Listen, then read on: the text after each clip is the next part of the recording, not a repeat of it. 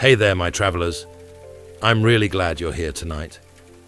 The world feels a little slower when the rain settles in, and this feels like a good moment to drift backward. Tonight's story listens for the Celtic languages that once moved softly across hills and hearths, spoken daily, then gradually carried away by time, change, and silence.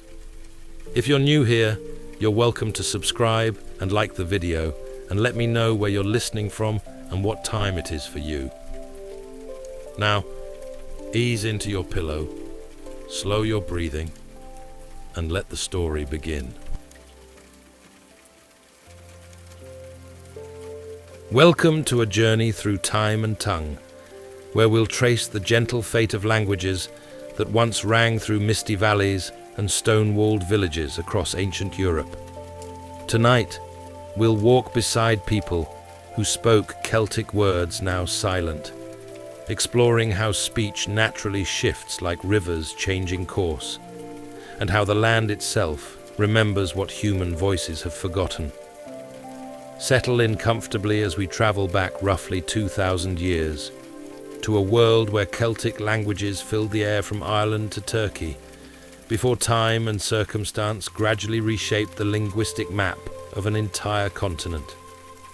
You're standing on a hillside in what will someday be called France, though that name means nothing here in the year 150 BCE.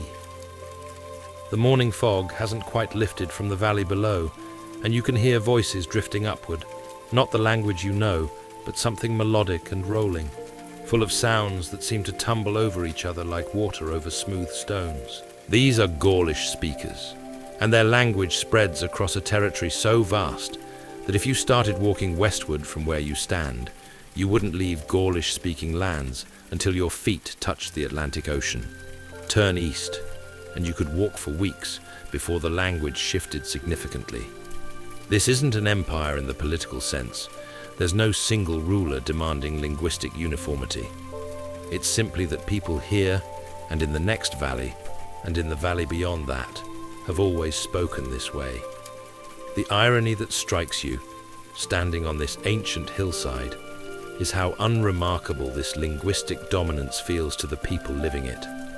Nobody here considers themselves part of a grand Celtic language family.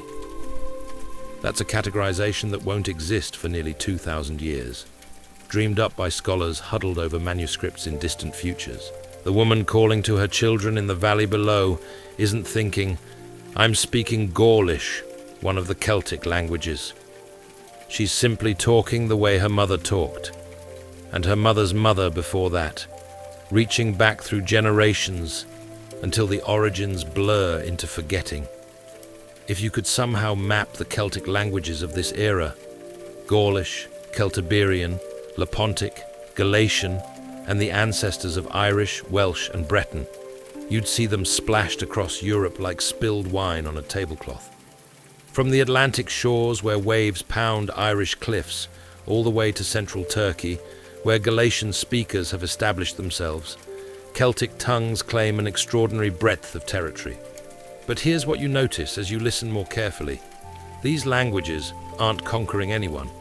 There are no linguistic troops marching through valleys, demanding everyone speak Gaulish or face consequences. Instead, you're witnessing something far more organic, the natural result of migration, trade, intermarriage, and the simple fact that humans have always been wanderers. Celtic speakers didn't appear fully formed with their languages intact. They evolved, diverged, and spread over centuries of gradual movement, carrying their words like seeds that took root in new soil. The child you hear playing near the valley stream doesn't know she's speaking a language that will, in time, vanish so completely that scholars in the 21st century will have to piece it together from fragments carved in stone and brief mentions in Roman texts. To her, these words are simply the shape of reality, the sounds you make to ask for bread, to comment on the weather, or to tell your grandmother that the first frost arrived last night. And here's something that might make you smile in the darkness as you drift towards sleep. Languages don't have a master plan. They don't wake up one morning and decide to spread across a continent. They're carried in human mouths, passed from parent to child in countless small moments, while kneading bread, while watching sheep, while pointing out constellations that these people know by entirely different stories than the Greek myths that will eventually supplant them. You walk down the hillside toward the settlement, listening to the texture of Gaulish as it fills the morning air. A farmer is calling to his oxen, using sounds that seem to rise from somewhere deep in his chest. The words for left, right, and steady have a particular rhythm to them, shaped by centuries of people directing animals through fields. There's something almost musical about it, though the farmer certainly isn't thinking about music. He's thinking about furrows and whether the ground is too wet for ploughing. Two women near the well are discussing someone who isn't present, and you catch the universal tone of gentle gossip. Not malicious, just the ordinary human interest in other people's business. Their language handles this social function perfectly, with words that distinguish between different types of knowing, different qualities of rumor, and different degrees of certainty about what might have happened at the harvest feast 3 nights ago. What strikes you is the completeness of the language. Gaulish isn't some primitive precursor to more sophisticated tongues. It's a fully developed instrument for human expression, capable of handling abstract thought, emotional nuance, technical precision, and playful creativity. When one of the women makes what's clearly a pun, her companion laughs in that specific way that signals wordplay. You're reminded that linguistic sophistication isn't a modern invention. These ancient speakers are working with the same cognitive equipment that humans have always possessed, and their language reflects that capability. A child runs past, chanting something that sounds like a counting game. The numbers in Gaulish follow patterns that will eventually help linguists understand relationships between Celtic languages. But right now, they're just the sounds this girl makes while hopping on stones. She doesn't know she's preserving evidence that will fascinate scholars millennia hence. She's simply playing, and language is her toy as much as her tool. The morning is warming now, and you notice how the valley seems to hold sound. Voices carry here in ways that make eavesdropping effortless. Perhaps that's why settlements formed in places like this. The acoustics favor community, making it easy to call across distances, to know who's awake and moving, and to feel connected even when separated by the space needed for homes and work areas. You're no longer on the hillside. Now you're inside a roundhouse, the kind you'd find throughout Celtic-speaking territories, where the roof curves overhead like a protective hand and smoke from the central hearth finds its way out through the thatch above. The year has shifted forward slightly, perhaps 100 BCE now, and you're in what will someday be Britain. The woman repairing a clay pot in the corner isn't performing language. She's not aware of speaking at all, really. She's focused on the crack that threatens to split the vessel completely, her fingers working by muscle memory, while her mind wanders to whether there will be enough grain to last until spring. But listen to the words she mutters to herself, words of frustration, concentration, and satisfaction when the repair holds.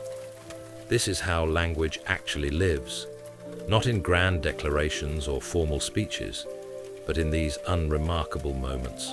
The words for cracked pot, clay, and nearly had it exist not because someone legislated them into being, but because they're useful. They solve the daily problem of coordinating life with other humans, of remembering where you put things, of complaining to yourself when tasks go sideways. Outside, 2 men are discussing whether to reinforce the animal pen before the heavy rains come. Their conversation isn't particularly elevated. One of them makes a joke about his neighbors perpetually escaping goats that would probably get a chuckle from you, even across the centuries. Humor about incompetent animal husbandry apparently transcends time. The other counters with an observation about the wind direction that suggests his friend doesn't know quite as much about weather as he claims. This is the unsexy truth about how languages persist. They're useful for talking about goats. You might find yourself smiling at how the same linguistic patterns appear regardless of the topic. The woman with the pot uses the same grammatical structures to express frustration that the men use to debate fence construction. A child in the doorway employs identical word-building techniques to create an imaginative threat against his younger sister involving fictional monsters that will supposedly eat her porridge if she doesn't stop bothering him. Language isn't a special occasion dress you pull out for important events. It's the clothing you wear while mucking out the cow shed.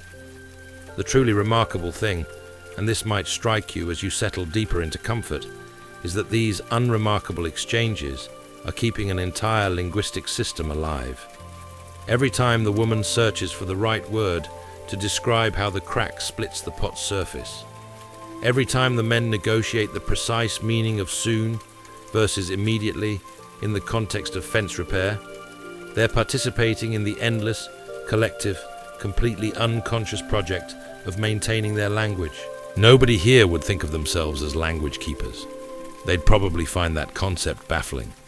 They're just talking about pots and goats and weather and the 1,000 other mundane concerns that fill human days. Yet this casual, functional use is exactly what sustains linguistic complexity across generations. Think about the mental architecture required for what seems like simple speech. The woman's brain is simultaneously tracking the pot's condition, choosing appropriate words from thousands of possibilities, arranging them in grammatically correct order, and modulating her tone to express her emotional state, all while her conscious attention focuses entirely on the physical task of repair. This cognitive juggling act happens so smoothly that it feels like nothing's happening at all.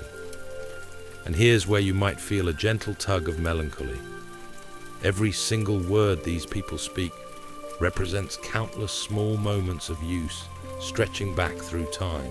The word for hearth has been shaped and reshaped by hundreds of generations of speakers, each adding their tiny influence to its pronunciation, its connotations, and its exact shade of meaning. The linguistic inheritance these people carry is vast beyond measure, yet light as air in daily use. You watch the woman finish her pot repair and set it aside with a small sound of satisfaction, not quite a word, more like a grunt of accomplishment. Even these non-linguistic vocalizations are culturally shaped. The specific grunt she makes would sound slightly foreign in a different Celtic-speaking region, where people have learned to make their satisfaction sounds with a different pitch or duration. Language shades into gesture, into sound, into the whole fabric of being human in a particular place and time. The child who was making monster threats has moved on to singing something while playing with small carved figures. The tune is probably older than anyone in this settlement can remember, passed down through generations of children who sang it without knowing where it came from. The words are simple, something about rain and growing things, but they fit the melody in a way that suggests they evolved together, words and music shaping each other over time.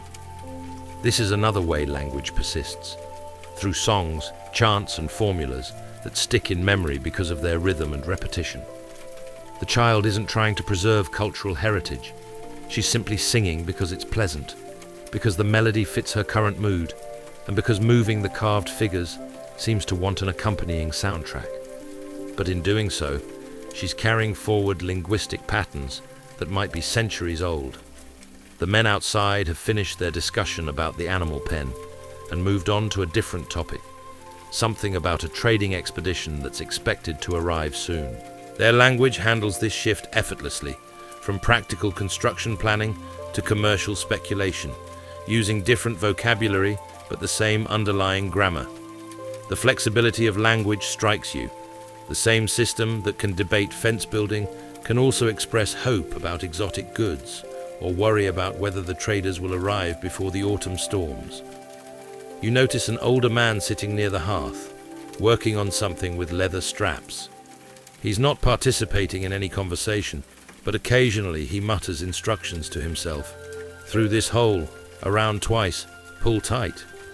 These self-directed words are another face of language, the way we use speech to organize our own thoughts and actions, even when no one else is listening. Language isn't purely social. It's also a tool for thinking, for guiding our hands through complex tasks, and for remembering sequences that we might otherwise forget. You've drifted further east now, and somewhat forward in time, maybe 50 BCE, in a trading settlement where the Alps meet the flatlands. This is one of those remarkable places where languages brush against each other, like merchants bumping shoulders in a crowded market. A trader who speaks Gaulish is negotiating with a merchant who primarily speaks an Italic language, and you're watching something that humans have always done with grace and practicality. They're making themselves understood despite linguistic differences. Neither is particularly skilled at the other's language, but between gestures, basic vocabulary, and mutual investment in completing the transaction, they're managing. What you're not seeing here is conquest. Nobody's demanding that anyone speak anything in particular. The Gaulish trader has picked up enough words from his trading partners to handle basic commerce. The other merchant knows some Gaulish phrases, not from a classroom or language law, but from years of similar interactions. Their children, if they grow up in this settlement, will likely speak both languages with the unself-conscious fluidity of young minds that don't yet know that mixing languages is supposed to be difficult. This is how linguistic territories actually expand and overlap, not through dramatic confrontation, but through the boring practicalities of commerce, intermarriage, and the simple fact that humans are social creatures who want to communicate with their neighbors. You notice a woman at the edge of the market who's speaking what sounds like a mixture, throwing Gaulish words into an otherwise different grammatical structure. To a modern linguist, this would be fascinating, evidence of language contact and borrowing. To her, it's just talking. She's not aware that she's engaging in something that scholars will someday call code switching. She's simply using whatever words come to hand to express that she needs 3 measures of grain and doesn't appreciate being quoted such an outrageous price. Here's something that might amuse you as you sink toward sleep. Languages don't respect borders, and borders have a way of being rather flexible anyway. The neat lines on modern maps showing exactly where one language stops and another begins are comfortable fictions. The reality on the ground in this trading settlement is messier, more interesting, and far more human. A gradient of understanding that shifts from person to person, valley to valley. A young man passing through has learned to speak like the locals, despite having grown up 2 weeks' journey from here. His accent marks him as foreign, but his vocabulary is solid, shaped by a year of living in this settlement, helping with harvest, and apparently courting a local girl, if the teasing from the other traders is any indication. In a generation or two, his descendants might speak only the local variant, his original homeland's language surviving in them only as a slight difference in how they pronounce certain sounds. This is linguistic change at its most gentle, the gradual blending that happens when people live alongside each other and need to communicate about crops and courtship, and whether that crack in the communal oven is getting worse. No drama, no resistance, just the slow accommodation that humans make when it's more useful to understand your neighbors than to maintain perfect linguistic purity. The marketplace itself is a kind of linguistic laboratory. You hear at least 4 distinct languages or dialects being spoken within a space smaller than a modern city block. There's Gaulish in several varieties, depending on where the speaker originated. There's the Italic language of the local administrative presence. There's something that sounds vaguely Germanic from traders who've come down from the north. And there's a language you can't quite place, spoken by a small group who might be from beyond the Alps entirely. Yet somehow, business gets conducted, goods change hands, prices are negotiated, complaints are lodged and resolved. The linguistic diversity isn't a barrier, it's just a factor to work around, like rain or the quality of the road. People who need to communicate find ways to do so, and those ways often involve borrowing, mixing, and creating impromptu hybrid forms that would horrify purists, but work perfectly well for buying wool or selling pottery. You watch a child who can't be more than 6 or 7 moving between groups of merchants, apparently running errands. She speaks to one group in what sounds like pure Gaulish, to another in something heavily mixed, and to a third in yet another language entirely. She's not performing some impressive feat. This is simply her normal. She's grown up in linguistic diversity and navigates it with the same unconscious ease that monolingual children navigate their single language. This might make you think about language learning in a new way. In the modern world, we often treat bilingualism or multilingualism as special achievements requiring formal instruction and conscious effort. But for most of human history, in places where different language groups interacted regularly, multilingualism was simply what happened. Children absorbed whatever languages they heard around them. Adults picked up enough of their neighbors' speech to get by, and the whole thing functioned without anyone particularly marveling at it. The traders are wrapping up for the day now, and you notice how the language shifts as commercial interactions give way to social ones. The Gaulish trader and his Italic counterpart, having concluded their business, are sharing a drink, and their speech has relaxed into something more mixed and playful. They're making jokes that play on the differences between their languages, laughing at misunderstandings that occurred earlier, and generally enjoying the kind of linguistic fun that's only possible when you have multiple languages to work with. There's a game some of the younger people are playing that seems to involve rapid switching between languages, points scored for speed and creativity, though you can't quite follow all the rules. What's clear is that linguistic diversity here isn't a problem to be solved or a barrier to be overcome. It's just the landscape they live in, and like any landscape, it offers opportunities for play as well as practical navigation. As darkness settles over the marketplace, you hear someone singing in the distance. The melody is unfamiliar, and the language sounds like Gaulish but with unusual features. Perhaps a dialect from far away, or perhaps a very old song that preserves linguistic forms no longer used in ordinary speech. The singer's voice carries across the settling evening, and for a moment, the linguistic diversity of the marketplace resolves into simple human music. Beautiful, regardless of which language shaped it. You're back inside now, in a different roundhouse, in a different valley, perhaps 30 years later. It's evening, and the family has gathered around the fire, in that particular configuration that feels the same across centuries. Older generation near the warmth, younger ones sprawled in comfortable positions that would make their elders' backs ache.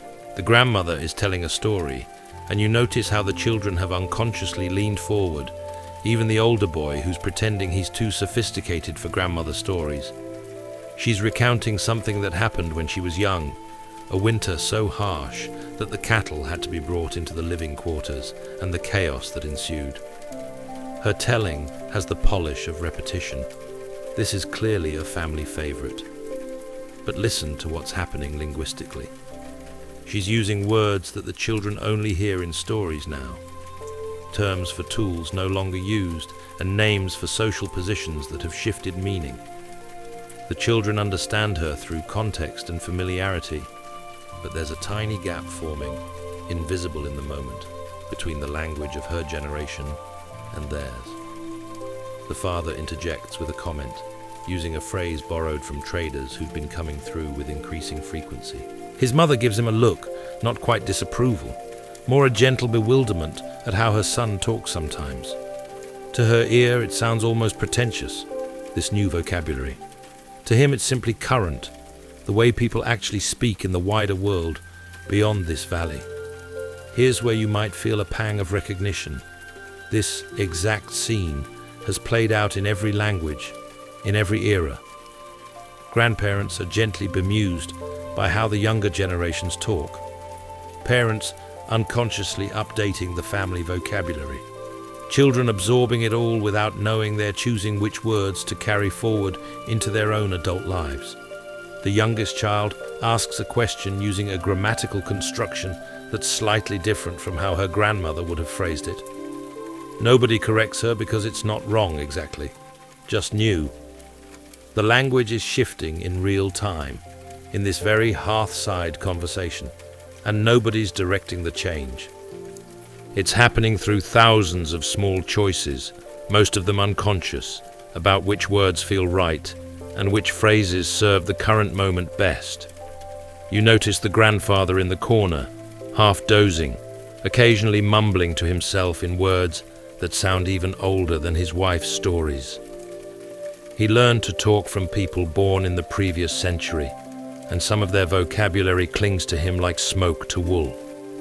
When he's gone, those particular words might go with him, unless one of the children happens to love the way he says certain things and carries those usages forward.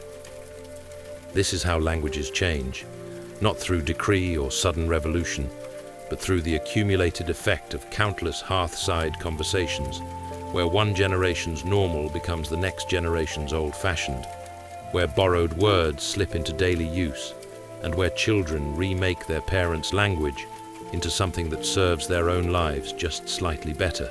And here's the gentle truth that might ease you towards sleep. Nobody in this roundhouse is worried about linguistic loss. They're not aware that they're participating in language change at all. They're just talking about winters and cattle and the questionable decisions of neighbors in the evolving, living, completely ordinary way that humans have always used speech. The grandmother's story winds to its conclusion, ending with a phrase that seems formulaic, perhaps the traditional way to close this particular tale. The children know it's coming. You can see them relaxing back into their comfortable positions as the familiar words arrive. Story endings are one of the places where language tends to fossilize, where old forms survive because they're part of the ritual structure of narrative. The phrase the grandmother uses might be centuries old, preserved through countless tellings, even as the language around it shifts. One of the middle children asks if she can tell a story now, and the adults exchange glances that suggest this is unusual but not forbidden.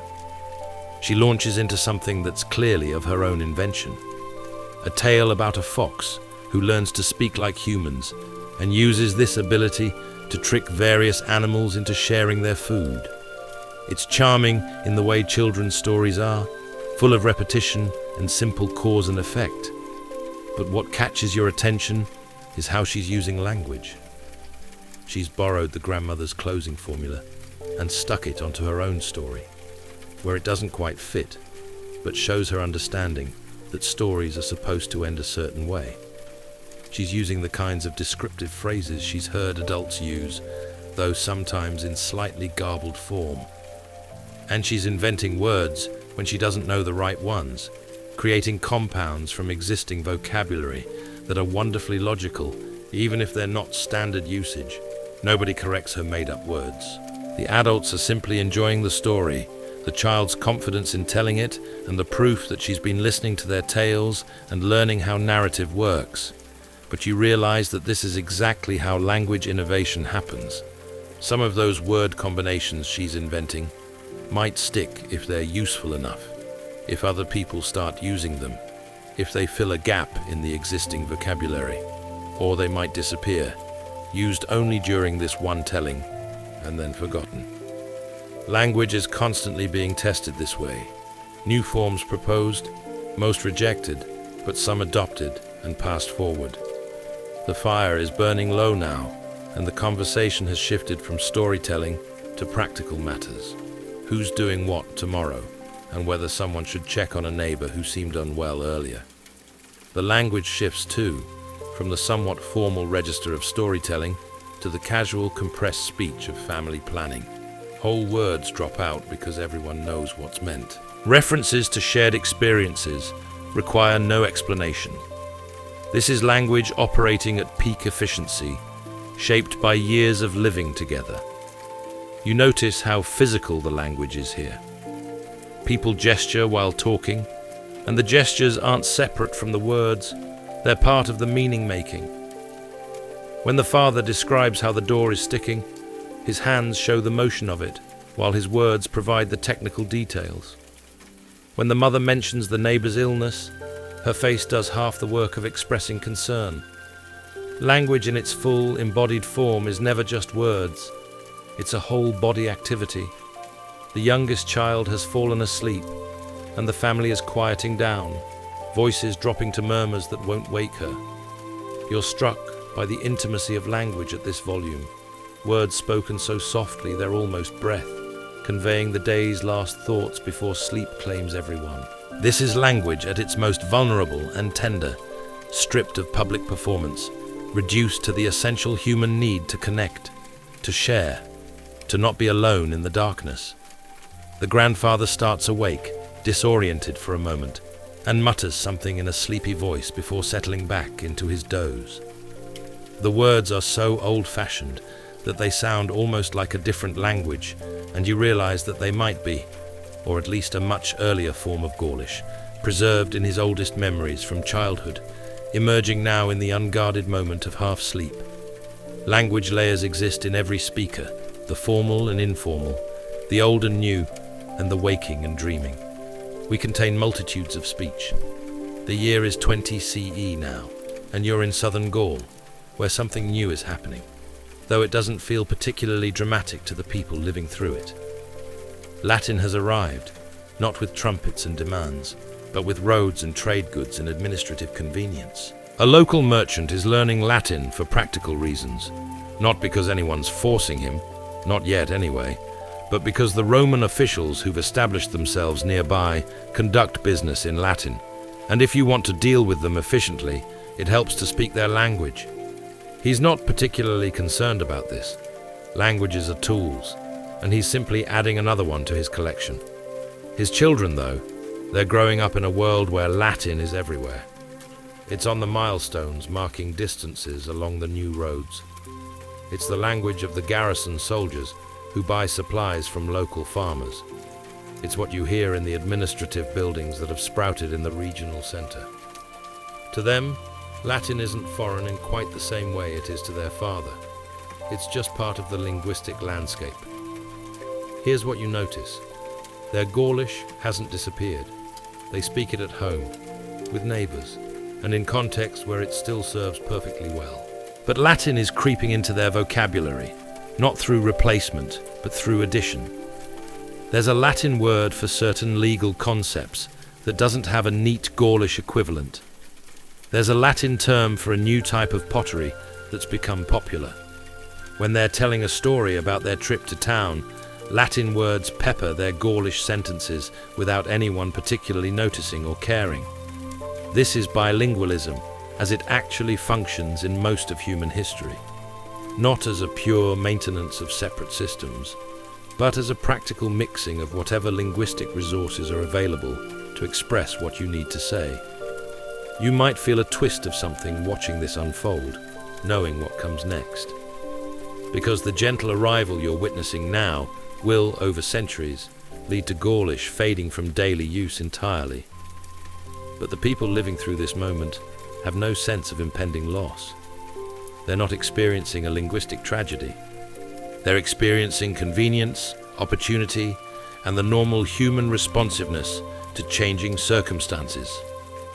A young woman in the market switches seamlessly from Gaulish with her grandmother to Latin with a merchant to something that sounds like both languages having a conversation with each other when she's talking to her friend.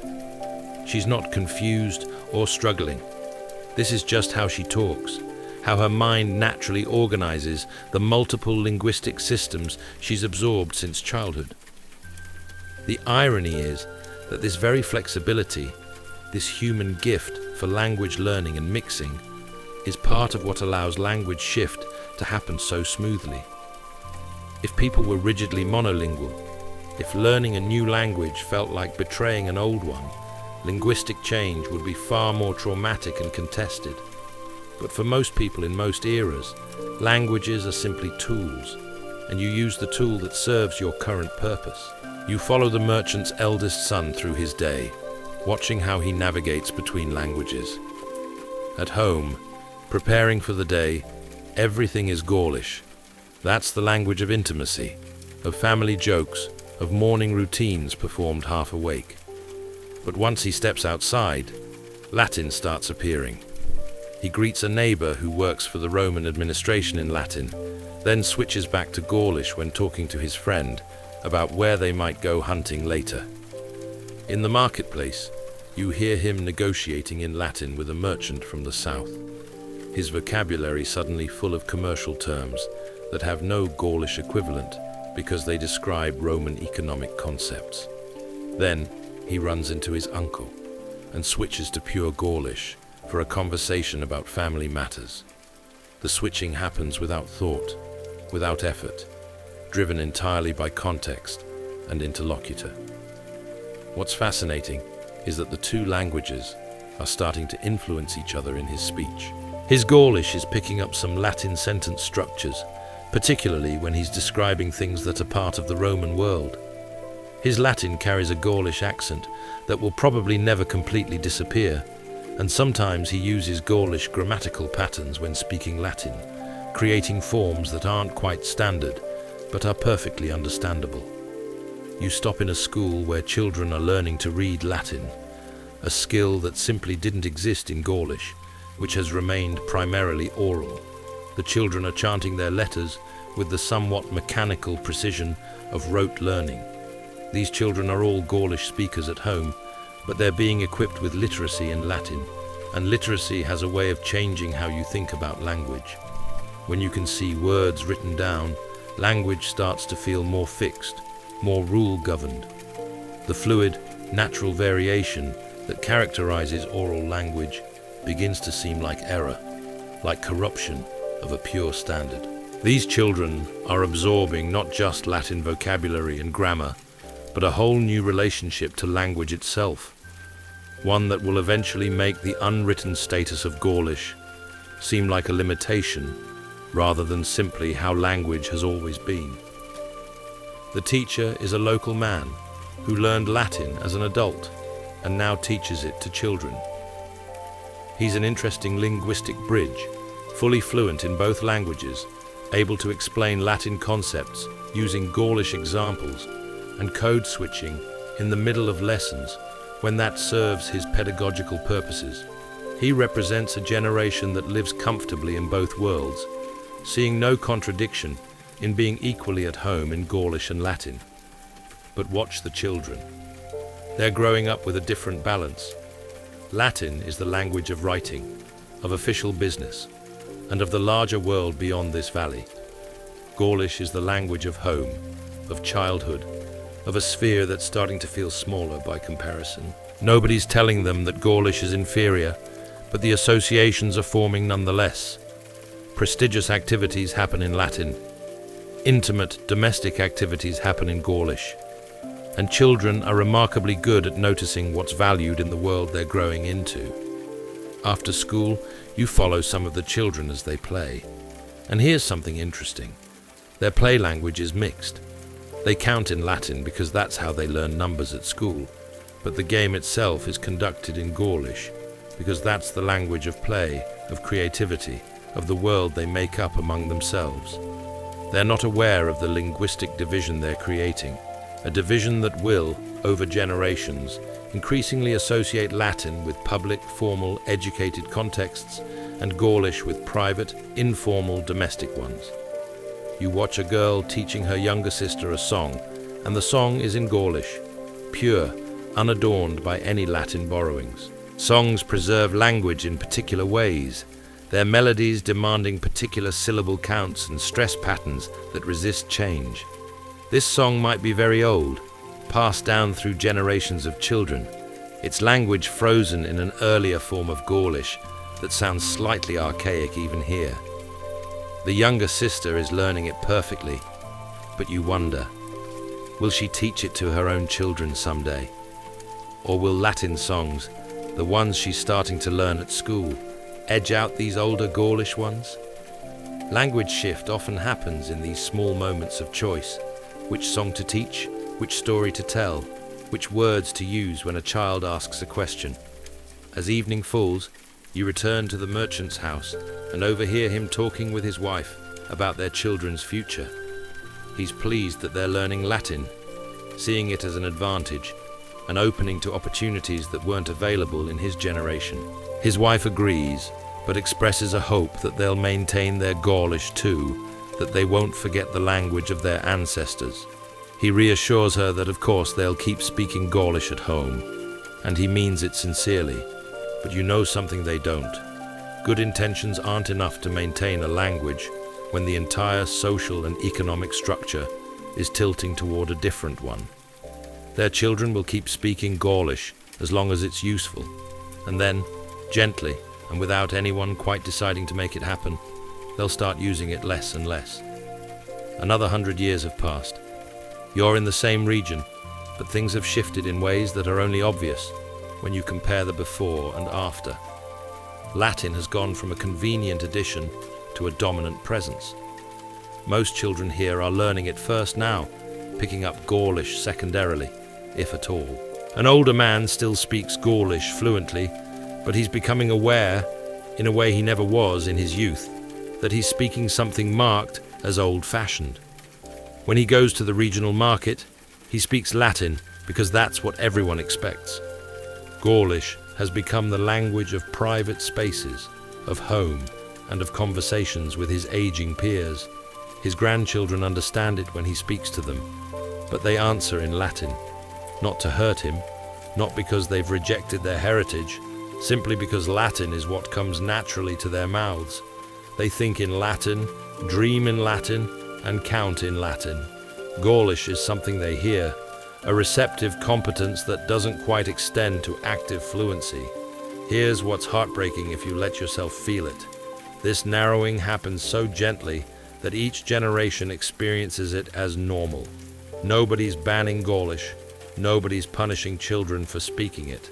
It simply becomes less useful, less current, and less capable of expressing the realities of a world that's increasingly organized around Roman administrative structures, trade networks, and cultural assumptions. You watch a scene that will repeat across Celtic-speaking territories in various forms.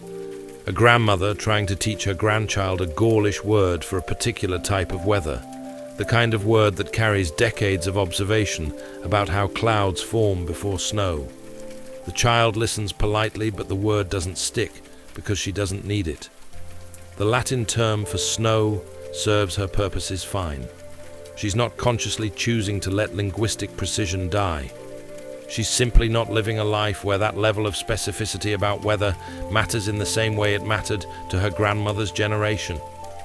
This is how vocabulary contracts, not through dramatic loss, but through simple disuse. Words survive only as long as they're needed, and in a changing world, different words become necessary. What might strike you, settling into sleep, is that the grandmother isn't angry. She's perhaps wistful, aware on some level that something is slipping away, but she's not raging against it. This is simply how life is moving. Her grandchildren are thriving in ways that wouldn't have been possible in her monolingual childhood. They can read, they can deal with officials, and they have opportunities she never had. The cost of those opportunities is linguistic, but it doesn't feel like a cost to the people paying it. You spend time in a household where 3 generations live together, and the linguistic stratification is visible. The grandmother speaks Gaulish almost exclusively, venturing into Latin only when absolutely necessary, and even then with obvious discomfort. The parents are comfortably bilingual, switching between languages depending on context. The children speak Latin primarily, understanding Gaulish when their grandmother addresses them, but rarely using it themselves. Nobody in this household thinks they're witnessing language death. They're just living their lives, using whatever language makes sense in each moment. But you can see the trajectory clearly. In another generation or two, Gaulish will be gone from this family line. The grandmother's death will remove the primary Gaulish speaker. The parents will have fewer and fewer occasions to use it. And the children will grow up, have children of their own, and raise them in Latin because that's the language of the world they're preparing them for. You notice that certain domains have already become Latin only. Religion, for instance. The old Gaulish gods are still acknowledged, but increasingly the rituals are conducted in Latin, and the prayers have been translated or replaced. Commerce is almost entirely Latin now. You'd be hard-pressed to conduct a significant business transaction in Gaulish. Education is wholly Latin. Law and administration never were anything else. Gaulish survives in the domestic sphere, in agriculture, and in local traditions. It's the language of intimate relationships, of familiar tasks, of the rhythms of rural life that haven't changed much despite Roman administration. But these spheres are shrinking as more and more of life becomes mediated by Roman structures. You visit a farm where the family still speaks Gaulish while working the land, and you hear the rich agricultural vocabulary that Gaulish has developed over centuries of farming these particular soils in this particular climate. There are words for soil conditions that Latin doesn't capture quite as precisely, terms for the exact stage of ripeness in different crops, names for every agricultural task, every tool, and every technique. This vocabulary represents an enormous accumulation of practical knowledge, and it's being lost not because the knowledge itself is disappearing, but because Latin is becoming the language of expertise, even agricultural expertise. Young farmers who want to learn new techniques, who want to read about agriculture, who want to participate in the wider world of farming knowledge, they do all of that in Latin. And gradually, the Gaulish agricultural vocabulary starts to seem like grandparents' language, associated with old ways rather than innovation. There's a wedding in the village, and you notice that the ceremony itself is conducted in Latin. It's an official matter now, recorded in official documents. But the celebration afterwards slides into Gaulish. The toasts are in Gaulish, the songs are old Gaulish favorites, and the jokes and the storytelling all happen in the language of intimacy and tradition.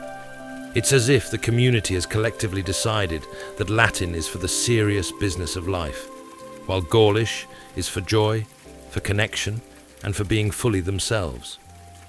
But this division is its own kind of death sentence. When a language is relegated to certain restricted domains, when it stops being the language of prestige and advancement, and when parents start to think of it as something quaint rather than essential, it's only a matter of time before it fades entirely. You watch children at the wedding celebration, listening to their elders sing in Gaulish. Some of them know the songs and join in. Others just listen, enjoying the melody without fully understanding all the words. And a few, the youngest ones, are clearly bored, waiting for the celebration to shift into something they can fully participate in. They don't have enough Gaulish to follow what's happening, and nobody sees this as a problem worth addressing. It's simply how things are now. An elderly man tells a joke in Gaulish that has the older people laughing uproariously. The punchline depends on a pun that only works in Gaulish, playing on words that sound similar but mean completely different things. The younger people smile politely, sensing that something funny happened but not quite getting it. The man tries to explain the joke in Latin, but it doesn't work. The humor is untranslatable. Something essential is lost in the transfer between languages. Later, you hear a mother singing a lullaby to her infant, and the song is in Gaulish, very old Gaulish, with words that probably haven't been used in ordinary conversation for a century. But the song survives, because lullabies are passed from mother to child in an unbroken chain, and the old words feel right for soothing a baby, even if they feel wrong for discussing the price of grain. This child will grow up hearing Gaulish in lullabies, and perhaps a few other ritual contexts. She might understand it passively, able to follow when the oldest people speak it. But will she speak it herself? And more importantly, will she sing these Gaulish lullabies to her own children? Or will Latin songs, the ones she'll learn from her peers, from her education, and from the wider culture, replace these ancient melodies? By the year 300 CE, you could travel through Gaul and hear Latin everywhere, with Gaulish surviving in increasingly isolated pockets, rural areas, conservative families, and particular contexts where the old language still served better than the new. It's not dead yet, not quite, but it's fading with the natural gradualness of sunset. You visit one of these surviving pockets, a remote valley where Gaulish is still the primary language. But even here, the changes are visible. Young people are leaving for opportunities elsewhere, and when they come back to visit, they speak Latin with an ease that makes their Gaulish sound rusty. The village elders worry about who will maintain the old ways when they're gone, but they're not militant about it. They're simply sad, aware that something precious is slipping through their fingers like water. An old woman shows you a stone inscription from centuries back, when Gaulish was written down occasionally using borrowed alphabets. She can barely read it. The literacy tradition in Gaulish never developed the way it did in Latin, but she treasures it because it proves that her language was once important enough to carve in stone. It was once the language of declarations and monuments, not just of bedtime stories and farming tasks. You're standing in a landscape that feels achingly empty in a way that's hard to articulate. The year is perhaps 600 CE, and Gaulish has fallen silent. The last speakers died generations ago, their children having made the practical choice to raise their own children in Latin, or rather, the evolving vernacular that will someday become French. What died with those last speakers? You try to inventory it, and the list becomes overwhelming. Thousands of words that had no Latin equivalent, terms for specific types of mist, names for the stages of grain growth, and vocabulary for social relationships that don't map neatly onto Roman concepts. Gone. Entire grammatical structures that allowed for expressions Latin couldn't quite capture. Gone. Stories told in rhythms and patterns that only worked in Gaulish, that lost something essential in translation. Gone. Jokes that depended on wordplay possible only in Gaulish. Gone. Prayers and ritual formulas that carried the weight of centuries. Gone. Songs whose melodies were shaped by Gaulish stress patterns and wouldn't sound right in any other language. Gone. The specific way a mother would express love to her child, using diminutives and terms of endearment that existed only in Gaulish. Gone. The precise vocabulary for describing kinship relationships in a social structure that was distinctly Gaulish, not Roman. Gone. Ways of conceptualizing time, space, and causation that were embedded in Gaulish grammar and didn't transfer to Latin. Gone. But here's what troubles you as you consider this loss. Most of it went without anyone particularly noticing or mourning. Languages don't die with dramatic final speeches. They fade from daily use, contract to specialized contexts, and then simply stop being passed to the next generation.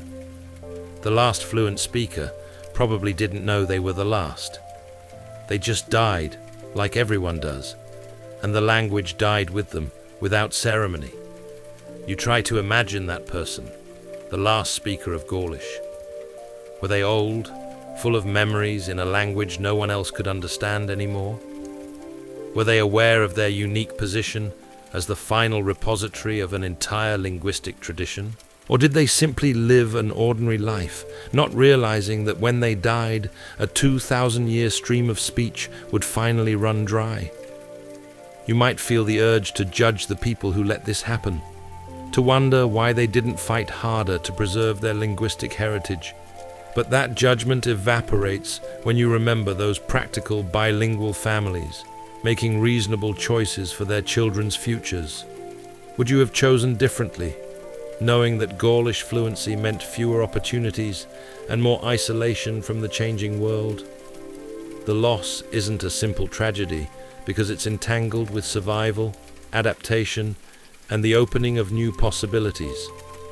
The people who shifted to Latin didn't stop being themselves. They carried forward cultural memories, place names, and ways of organizing the world that had Gaulish roots, even if they were now expressed in Latin words. Identity isn't purely linguistic, even though language carries so much of it. Still, you stand in this empty linguistic landscape and feel the absence, not just of Gaulish, but of Celtiberian, Lepontic, Galatian, and eventually most of the Celtic languages that once filled Europe's air. By the medieval period, Celtic languages survive only in the Atlantic fringe: Irish, Welsh, Breton, Scottish Gaelic, Cornish, and Manx. Everything else has gone quiet. And here's what might give you pause as you drift. We'll never know most of what was lost. The languages that left no written records, or only fragments carved in stone, advertising someone's name or achievement. We can reconstruct bits of their grammar and make educated guesses about vocabulary. But the texture of actual speech is gone forever. The jokes don't survive. The lullabies are silent. The exact way a mother would scold her child. The specific terms of endearment lovers used. The casual obscenities that probably made people laugh 2,000 years ago. All of it dissolved into time. Think about the oral literature that must have existed. Epic poems recounting tribal history, sung by specialists who trained for years to memorize them. Love poems that young people would compose to court each other. Comic verses that mocked pompous neighbors. Riddles that tested wit and wordplay. All of it was carried in human memory, never written down, and lost when the memory keepers died without passing their knowledge forward. Consider the philosophical and religious concepts that were embedded in Gaulish thought. The Druids were famous for their learning, their refusal to commit their knowledge to writing, and their belief that wisdom should be carried in living memory. When Gaulish died, so did whatever unique philosophical insights had been developed within its conceptual framework. We have second-hand reports from Roman writers, but those are filtered through Latin understanding and translated into Roman categories that might not have mapped accurately onto Gaulish thought. Think about the practical knowledge encoded in Gaulish vocabulary. Generations of farmers had developed precise terminology for every aspect of agriculture in their specific climate and soil. Terms that distinguished between subtle variations in weather patterns, plant diseases, and animal behavior. That vocabulary represented centuries of observation and experience, a collective intelligence about how to survive and thrive in particular landscapes. Gone. The medical knowledge that Gaulish healers possessed was described in Gaulish terms that might have captured distinctions Roman medicine didn't make. The botanical vocabulary that allowed for precise identification of medicinal plants.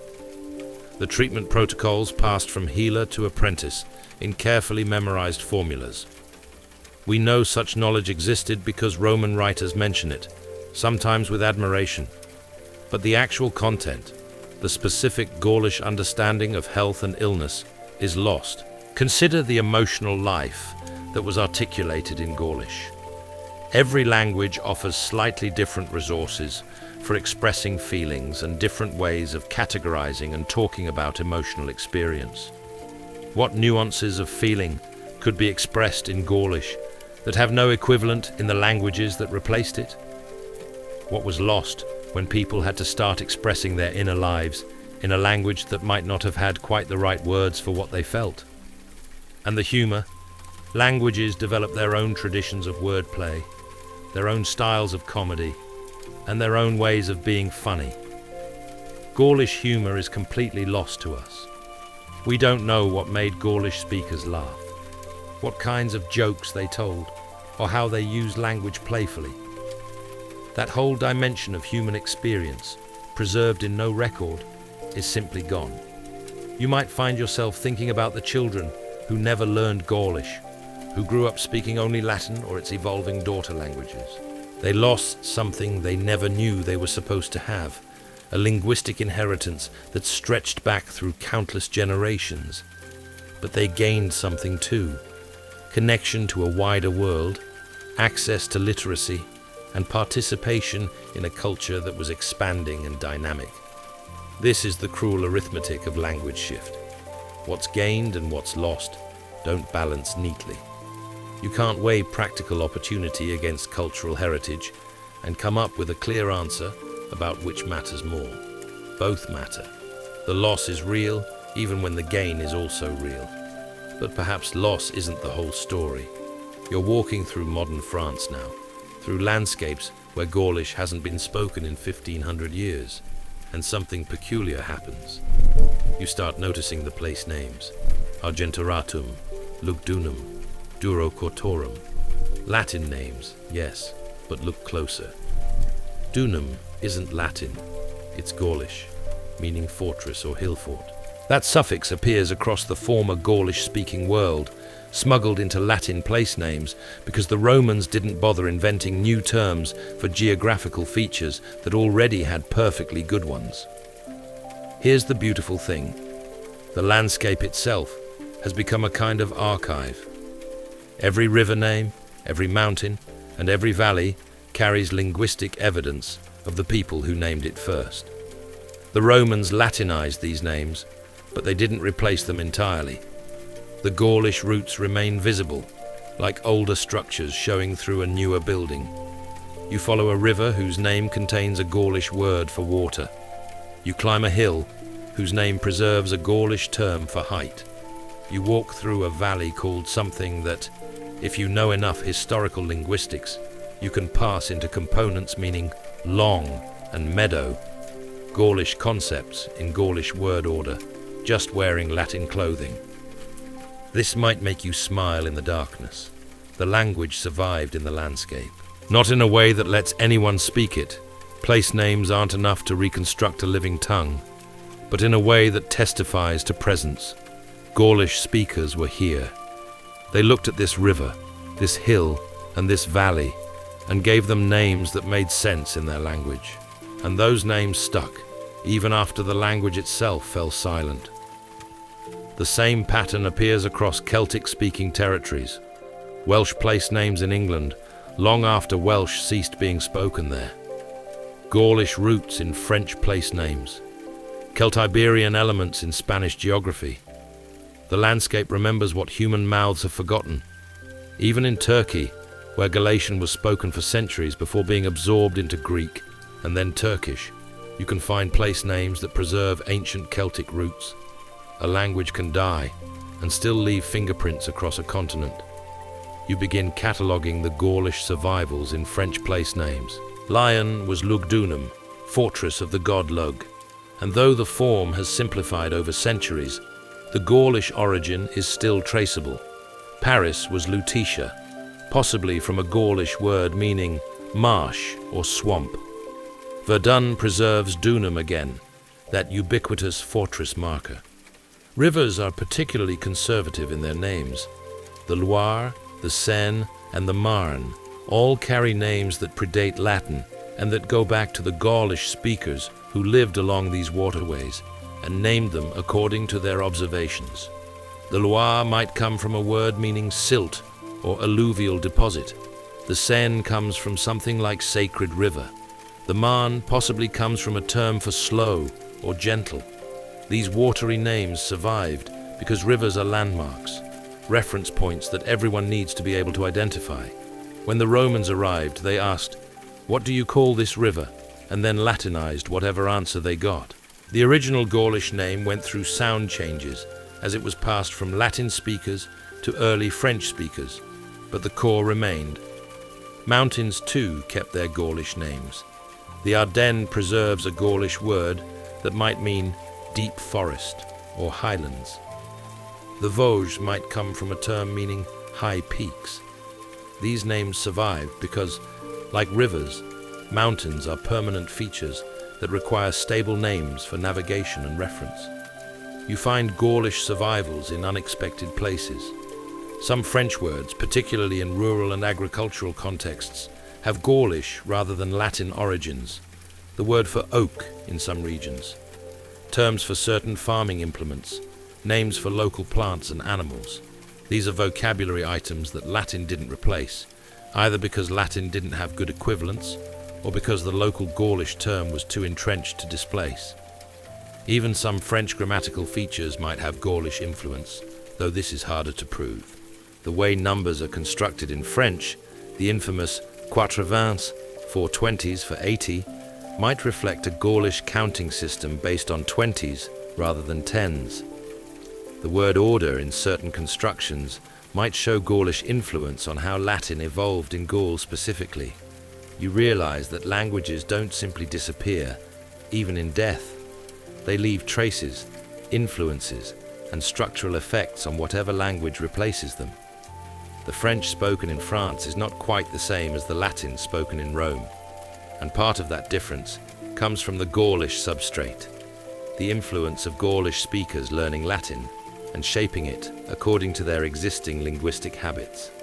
This is called substrate influence, and it's one of the ways that dead languages haunt their replacements.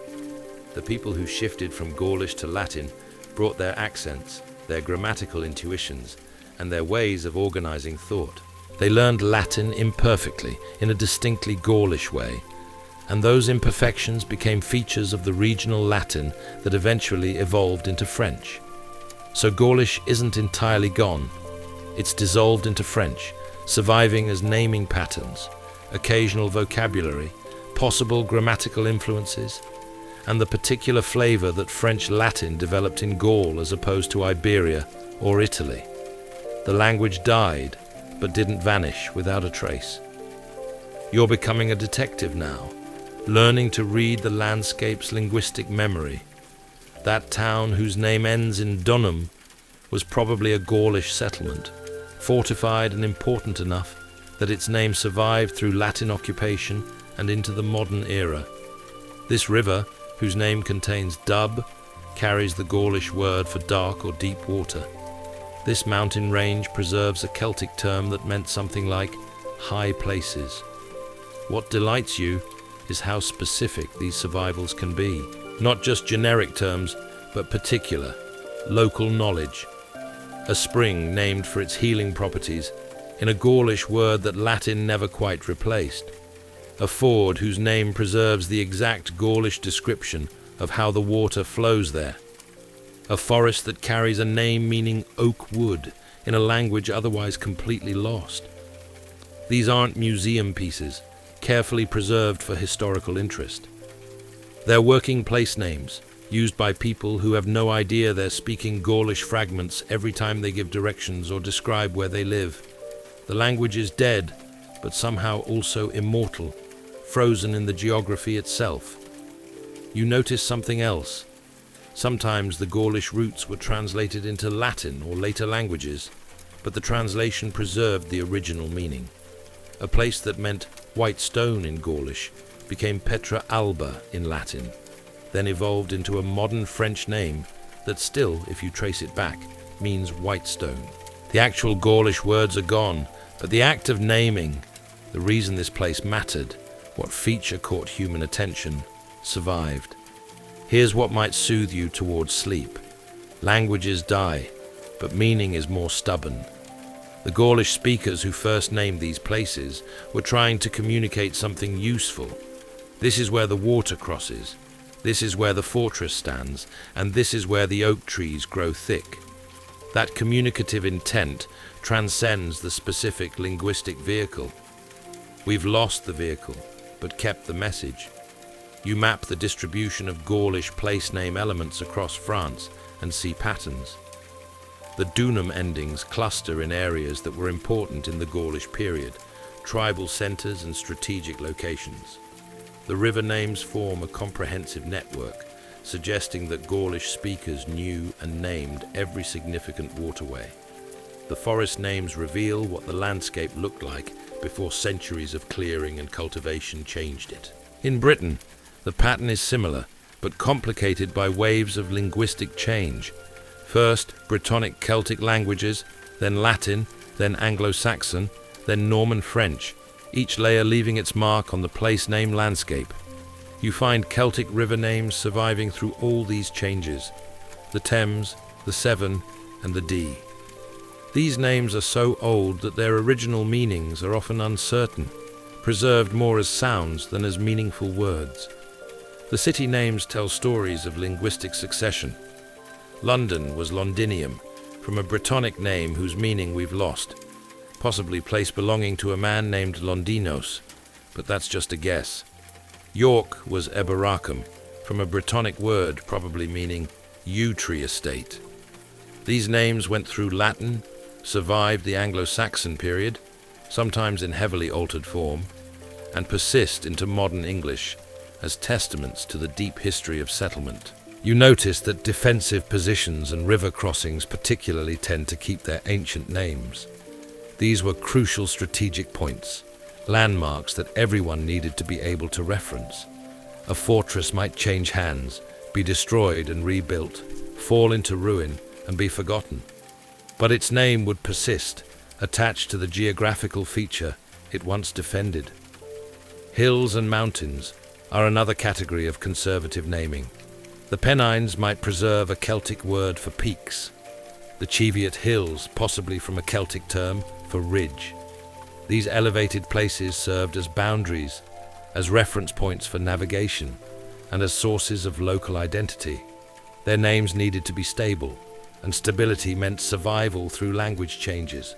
Certain name elements become like archaeological layers, telling you which linguistic period a place was named in. In French place names, AC endings, like Cognac and Bergerac, mark the Gallo-Roman period. They come from Latin acum, but were attached to places during the transition from Gaulish to Latin. Pre-existing Gaulish names tend to have different structures and different rhythms. You find yourself able to walk through the French countryside and read settlement history from the place names alone. That cluster of -AC names marks an area of intense Roman period development. Those older sounding names with Gaulish elements mark places that were already important before the Romans arrived. That scatter of purely Latin names marks deliberate Roman foundations, new towns planted in previously unsettled areas. The joy of this detective work is how it makes the landscape speak in dead languages. Every signpost becomes a linguistic artifact. Every map becomes a palimpsest of naming layers. The physical world preserves what human memory has lost. But there's melancholy too. Because for every name whose origin we can trace, there are dozens that remain opaque. They sound old. They have the phonetic shape of Celtic words, but we can't pass them because our knowledge of Gaulish is so fragmentary. These names are messages in a code we've only partially cracked.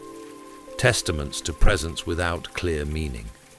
You stand before a village sign bearing a name that's clearly very old, clearly pre-Latin, but whose meaning is lost. The Gaulish speakers who coined this name knew exactly what it meant. It probably described some feature of this location that mattered to them, but that meaning didn't transfer through the language changes. All that survives is the sound, worn smooth by centuries of repetition, emptied of its original content. This is perhaps the saddest form of preservation. The name survives, but its meaning dies. The linguistic shell persists while the kernel of significance is lost. Future generations will pronounce these old names without understanding what their ancestors meant by them. Sound without sense, form without content. Yet even this partial survival means something. It means the landscape bears witness.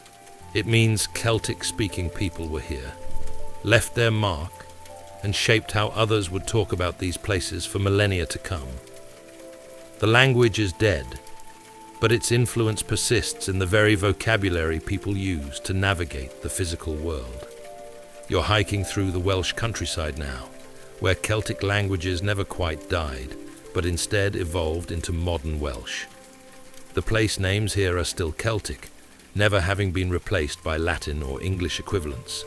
You can hear the linguistic continuity. This valley has been called something approximating its current name for potentially thousands of years. But even here, in this relative stronghold of Celtic language survival, you notice the narrowing. English surrounds Welsh, shapes it, borrows from it, and lends to it. Young people speak English as easily as Welsh, or more easily. The language lives but under constant pressure from a more globally dominant neighbour. This is the fate of the surviving Celtic languages, perpetual existence in the shadow of linguistic giants. Irish, Welsh, Breton, and Scottish Gaelic, all survivors, all diminished from their historical ranges, all requiring conscious preservation efforts to maintain against the gravity of English, French, and the general pull toward linguistic consolidation. You stop in a village, where an older man is speaking Welsh to his grandson, who replies in English. The same pattern from ancient Gaul, repeating. The same gentle, unremarkable shift from one generation to the next. The same practical calculation about which language serves a child's future better. But here's what's different. Awareness. These modern Welsh speakers know their language is threatened. They make deliberate choices to preserve it in ways the Gaulish speakers never could have conceived. There are Welsh language schools, media, and government support. The language isn't dying through simple neglect. It's being actively maintained against forces that would otherwise overwhelm it. You wonder if this changes anything fundamental. Does conscious language preservation work differently than the unconscious transmission that sustained Gaulish for millennia? Can you keep a language alive through will and institution? Or does it require the natural, unreflective daily use that characterized all languages before the modern era of linguistic anxiety? The question doesn't have a clear answer, but walking through this landscape where Celtic speech still shapes the air, you feel something like hope. Languages that seemed destined for extinction have stabilized, found niches, and adapted to modern contexts. Maybe the story isn't purely one of loss. You visit a Welsh medium school where children are receiving all their education in Welsh. These children speak English too. They live in a bilingual world. But Welsh is their language of instruction, of literacy, and of intellectual development. This is radically different from the Gaulish situation, where literacy belonged entirely to Latin. The children are studying science in Welsh, mathematics in Welsh, and literature in Welsh. The language has had to develop new vocabulary for modern concepts, borrowing and coining terms for things that didn't exist when Welsh speakers led simpler lives. There are Welsh words for computer, internet, and sustainability, terms created through committees and conscious linguistic planning rather than emerging organically from usage. This planned language development feels different from the natural evolution you witnessed in ancient Gaul.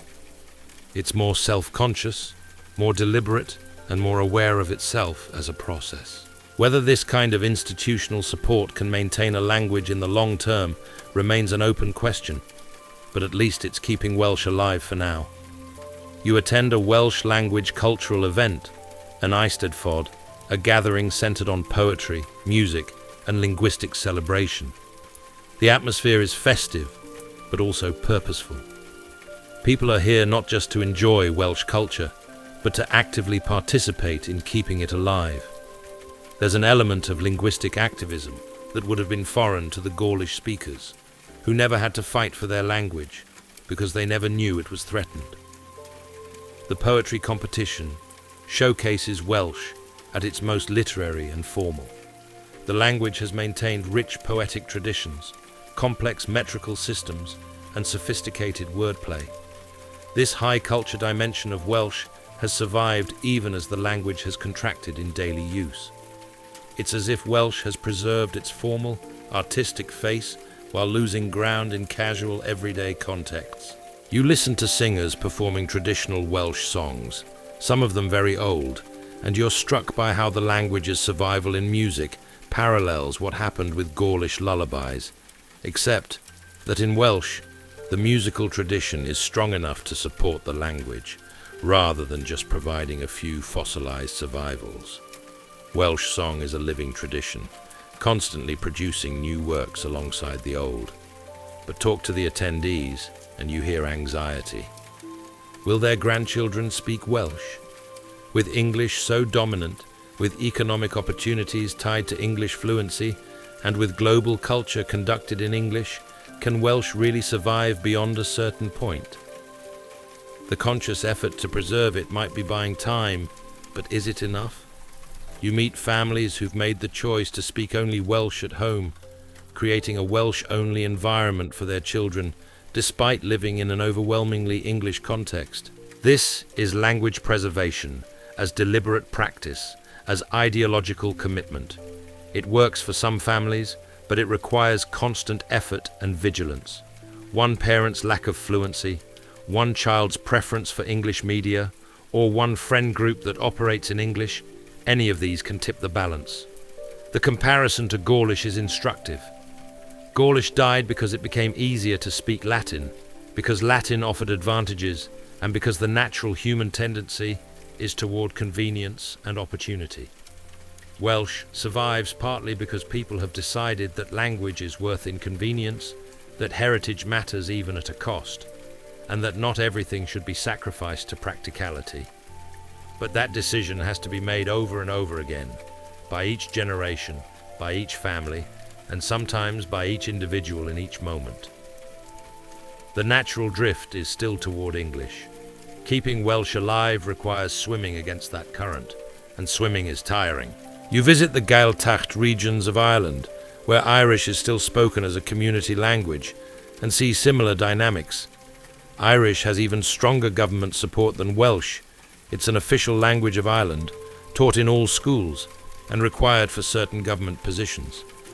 Yet it continues to lose speakers, continues to contract into smaller geographical areas, and continues to struggle against English dominance.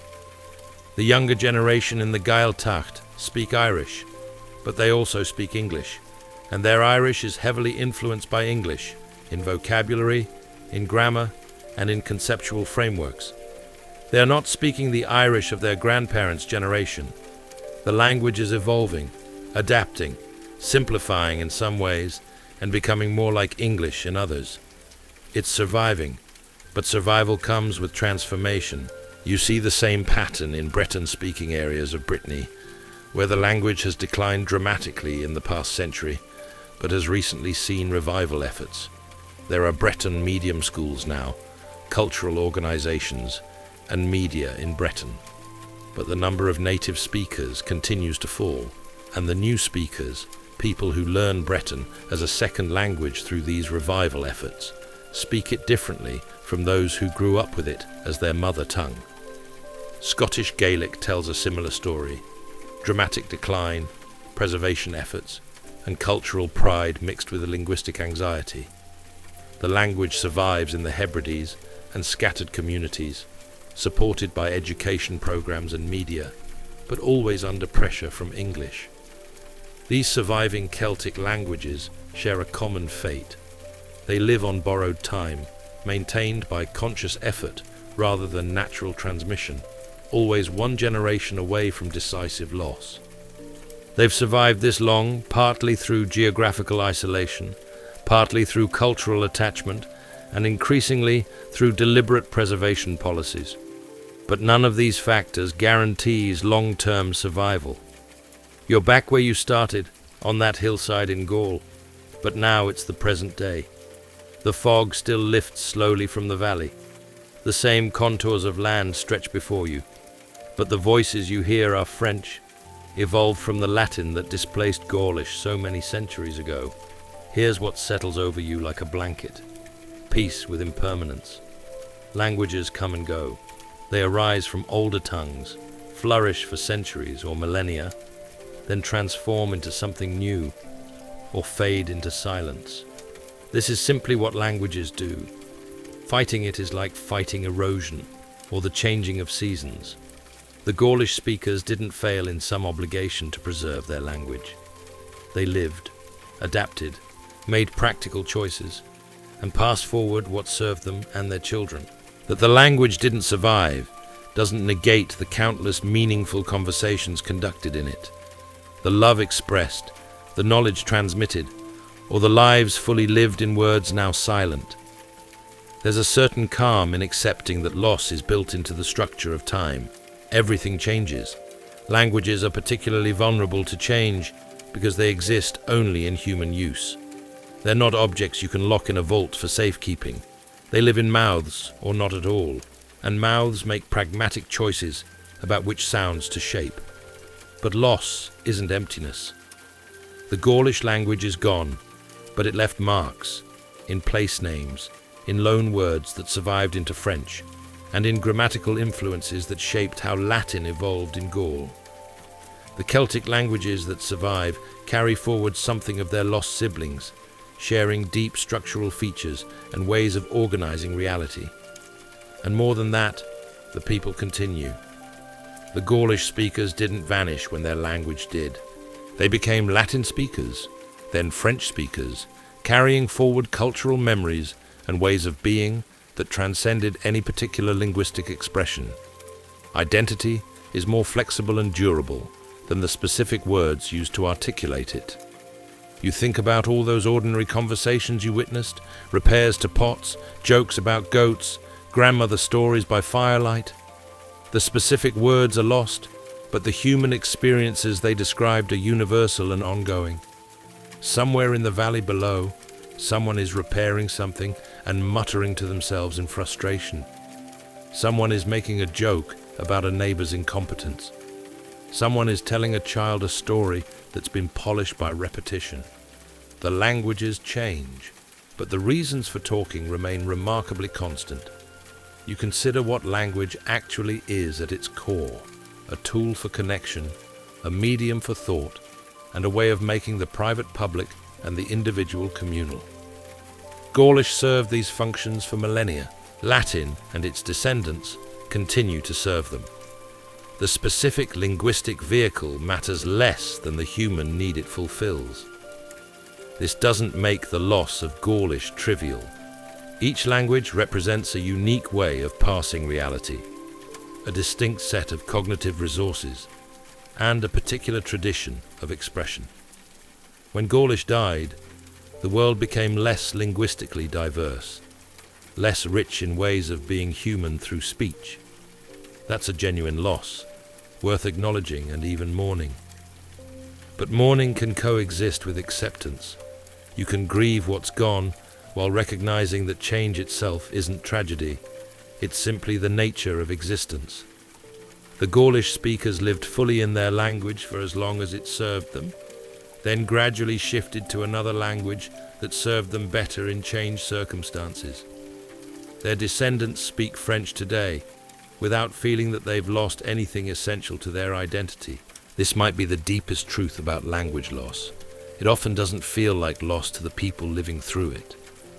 The linguistic shift from Gaulish to Latin to French happened over such a long span of time that no single generation experienced it as a rupture. Each generation simply spoke the language that made sense for their moment, passing forward what remained useful and letting go of what didn't. From the outside, looking at the whole arc of history, we can see the loss clearly. An entire linguistic tradition extinguished, a unique way of thinking and speaking gone forever. But from the inside, from the perspective of the people actually making the choices that led to language shift, it was just life happening. Parents wanting better opportunities for their children, individuals choosing convenience over ideology, and communities adapting to changed realities. There's no villain in this story. The Romans didn't destroy Gaulish through force. They simply offered an alternative that proved more attractive over time. The Gaulish speakers themselves chose the path that led to their language's extinction, not through malice or ignorance, but through rational responses to their circumstances. And their descendants don't look back with regret, because they never knew what was lost, and the language they speak now serves them perfectly well. You lie in the grass on the hillside, feeling the earth solid beneath you, watching clouds move across the sky in patterns that Gaulish speakers once watched and described in words now lost. The land is the same land, the sky is the same sky, only the words have changed, and maybe that's all right. Maybe the important thing isn't which specific words we use, but that we continue to use words at all, to name, to describe, to connect, to think, to sing, to comfort, to joke, and to tell stories. The linguistic vehicle changes, but the human need for language persists. The sun is warm on your face. The valley below continues its daily life, full of human voices speaking French, conducting the same essential human business that was once conducted in Gaulish. Coordinating work, expressing love, planning for the future, remembering the past, and making meaning of the present. Languages are like rivers. They flow from sources, gather tributaries, change course, split into distributaries, and eventually empty into the sea. Gaulish was a mighty river for a long time, fed by countless small streams of individual speakers, carving deep channels through the landscape of human thought. Then, it gradually merged with the Latin River, losing its distinct identity but contributing its waters to the flow. The French language carries Gaulish water in it still. Place names, substrate influences, loan words, and the particular flavor that Latin developed in Gaul. The river doesn't look the same, but nothing of the original flow was lost exactly. It was transformed, incorporated, and made part of something new. This is how languages die, not through evaporation, but through merger, not through loss, but through transformation. Gaulish didn't vanish into nothing. It dissolved into French, becoming one of the ingredients in a new linguistic mixture. The individual identity was lost, but the substance remains, distributed through the language that replaced it. You feel your own breathing slowing, matching the slow rhythms of the landscape, in and out, like waves, like the rise and fall of languages across history. Nothing stays the same. Nothing is truly lost. Everything transforms, continues, and flows into new forms. The Celtic languages that survive, Irish, Welsh, Breton, and Scottish Gaelic, are not museum pieces or relics. They're living languages, still evolving, still changing, still adapting to serve their speakers' needs. They too will transform over time, perhaps surviving in recognizable form, perhaps merging with other languages, perhaps dying in their turn. But that's not tragedy. That's just language being language, responding to the endless human need for communication in an endlessly changing world. You think about the children in that Welsh school, learning science in Welsh, creating new words for new concepts. They're doing what language speakers have always done, adapting their linguistic resources to serve current needs. Their Welsh isn't their great-grandparents' Welsh, just as modern French isn't Latin. Languages evolve or die. Stasis is the only true death for a language. Gaulish stopped evolving when it stopped being spoken. It froze at whatever stage it had reached in the 6th century, or whenever the last speaker died. In that sense, language death is the end of linguistic change, the moment a language becomes a historical artifact rather than a living, changing tool. But the Gaulish speakers themselves didn't stop evolving. They kept changing, kept adapting, and kept finding new ways to express themselves, just in different words. The linguistic continuity was broken, but the human continuity persisted. And maybe that's what matters most. As you drift towards sleep, you carry this thought. Language is a river, not a monument. It flows, shifts course, and sometimes runs dry in one channel while opening new ones elsewhere. The lost Celtic languages aren't a cautionary tale or a tragedy requiring judgment. They're simply part of the vast, ongoing human project of using sounds to share internal experience, a project that continues regardless of which particular sounds we choose. The landscape keeps its linguistic memories. The place names whisper in voices centuries silent. And somewhere, always, humans are talking, in whatever language serves them, about the eternal subjects, weather, work, family, and the small dramas of daily life. The words change, but the conversation continues. The fog in the valley has lifted completely now. You can see clearly from your hillside perch, the same view the Gaulish speakers once enjoyed, looking out over their world, speaking their words into air that carried them briefly before letting them go. There's a completeness to it, a rightness even in the impermanence. Languages die, people continue, the world keeps turning, and in that turning there's a gentle rhythm that might just carry you into peaceful sleep, the rhythm of human voices, speaking in whatever tongue serves them, telling each other the same essential stories that have always needed telling, in words that will themselves someday be forgotten, but whose meanings echo forward endlessly. Rest now in the quiet knowledge that nothing lasts forever, and that's exactly as it should be. The Celtic languages lived fully in their time, served the people who spoke them, and then gracefully made way for what came next. There's no tragedy in that, only the natural cycle of change that governs all things, including the words we speak into the temporary air. The grass is soft beneath you, the sky is vast above, and in the valley below, life continues in its endlessly various forms, including the form of human speech, that miracle we take for granted, that gift we remake with every generation, that flowing river that never quite returns to the same place twice. Sleep well, knowing that language survives not through resistance to change, but through endless adaptation to it. The Celtic languages that died served their purpose while they lived. The ones that survive continue to serve theirs.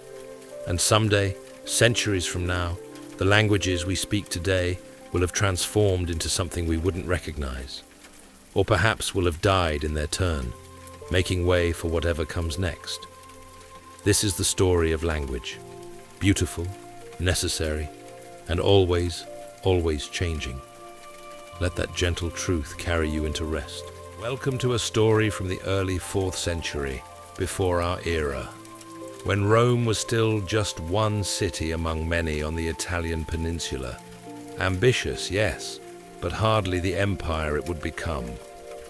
Tonight, you'll follow the journey of a Celtic war band, led by a chieftain named Brennus, as they descend from the Po Valley toward a confrontation that nearly erased Roman history before it truly began. Settle in. Let your mind drift back to a world of hill forts and sacred groves, of bronze shields catching morning light, and of a city that almost vanished entirely. You might picture ancient Italy as Roman territory, but that's the story written by victors who came much later. In the early days of the 4th century BCE, the peninsula was a patchwork of peoples who would have laughed at the idea of Roman dominance. The Etruscans still controlled wealthy cities to the north, their painted tombs holding secrets of a civilization that had been trading with Greeks and Phoenicians when Rome was just a cluster of huts on 7 hills. Greek colonies flourished along the coasts of the boot of Italy, particularly in places like Tarentum and Syracuse, where philosophers engaged in debates under colonnades, and merchants counted coins imprinted with images of gods and heroes. These were not mere frontier outposts, but sophisticated urban centers that prided themselves on being as civilized as Athens or Corinth. They had been in these colonies for centuries, long enough that they no longer referred to their homeland as home. The Samnites held the mountainous interior, tribal peoples with their federations and warrior traditions. They fought in loose formations, were familiar with every path through the Apennines, and showed no interest in Roman expansion. To the south and west, the Volscian Aequi had been skirmishing with Rome for generations. Not grand campaigns, but the kind of grinding, seasonal warfare that defined borders one burned village at a time. And Rome itself? You would undoubtedly recognize the 7 hills, yet the city was still struggling to establish itself following the expulsion of its last king and the declaration of its independence as a republic. The Forum wasn't yet paved with marble. The magnificent temples and aqueducts existed only in the prayers of priests who hoped future generations might afford such luxuries. Rome's territory extended perhaps 25 miles from the city in any direction, enough to feel substantial to Romans themselves, but barely a footnote to anyone else. The city's great achievement, the one thing that set it apart, was stubbornness. Roman armies had been defeated plenty of times, their settlements raided, and their harvests burned. Yet they kept coming back, kept rebuilding, and kept insisting they mattered. It was almost endearing in a way, like watching a determined child who refuses to accept that older siblings might be stronger. That persistence would eventually reshape the Mediterranean world, but in 390 BCE, it just seemed like admirable foolishness. North of Etruscan territory, beyond the Apennine Mountains, lay the Po Valley, a different world entirely. Here, Celtic tribes had been settling for more than a century, migrating down from lands that would later be called Gaul, and building communities along the rich river systems. These weren't primitive peoples, despite what Roman historians would later claim. They worked iron skillfully, bred horses that Greek cavalrymen envied, and maintained trade networks that stretched from the Atlantic to the Black Sea. The Celts brought their gods, their own social structures, and their ways of marking time and memory. They built hill forts with sophisticated defenses, produced artwork that would survive in museum collections 2,000 years later, and maintained oral traditions that could trace genealogies back through dozens of generations. They also brought a warrior culture that celebrated individual prowess in combat, where reputation mattered more than territory, and a good death in battle ensured a comfortable afterlife. These Celtic settlements in northern Italy were not really invading forces. They'd been there long enough to establish farms, to argue with neighbors about boundary stones, to complain about the weather just like any other Italian farmer. But they maintained connections to tribes farther north, and young men still crossed the Alps seeking fortune and glory, the way ambitious youths have always sought their fortunes away from home. The Etruscans had learned to coexist with these northern neighbors, sometimes trading, sometimes fighting, sometimes marrying their daughters to Celtic chiefs in the eternal game of diplomacy. Roman knowledge of the Celts was hazier. They'd encountered Celtic mercenaries in Etruscan armies and had heard travelers' tales about the tribal peoples beyond the Apennines, but direct contact had been minimal. The mountains formed a natural barrier, and Rome had enough problems with closer neighbors. In 391 BCE, the Etruscan city of Clusium, modern Chiusi, if you are familiar with Tuscan geography, became involved in a local dispute that occasionally escalates into something larger. Celtic tribes were pushing south, looking for better farmland, or perhaps just pushing, because that's what young warriors do when they're restless. Clusium, feeling threatened, did what smaller powers have always done when faced with danger. It looked for allies.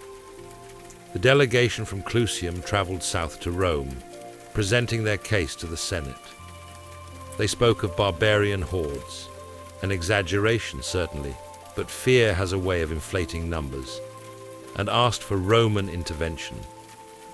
This put Rome in an awkward position. Help Clusium, and Rome might antagonize these northern peoples about whom they knew almost nothing, refuse, and they'd look weak, which could embolden those closer neighbors who were always testing Roman resolve. The wisdom of the Roman Senate led them to choose a middle path that satisfied no one and pleased everyone, a hallmark of committee decisions throughout history. They'd send ambassadors to investigate the situation and mediate if possible. 3 members of the prominent patrician clan, the Fabii family, volunteered for the mission. They were young, ambitious, and probably saw the assignment as a chance for glory with minimal risk. Ambassadors, after all, were sacred under all civilized codes. Their individuals were inviolable. What none of these Romans understood, what they couldn't understand, really because they lacked the context, was that the Celtic tribes didn't necessarily share Roman assumptions about diplomatic immunity or appropriate behavior for ambassadors.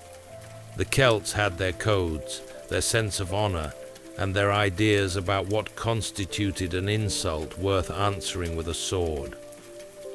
The stage was set, though no one realized it yet.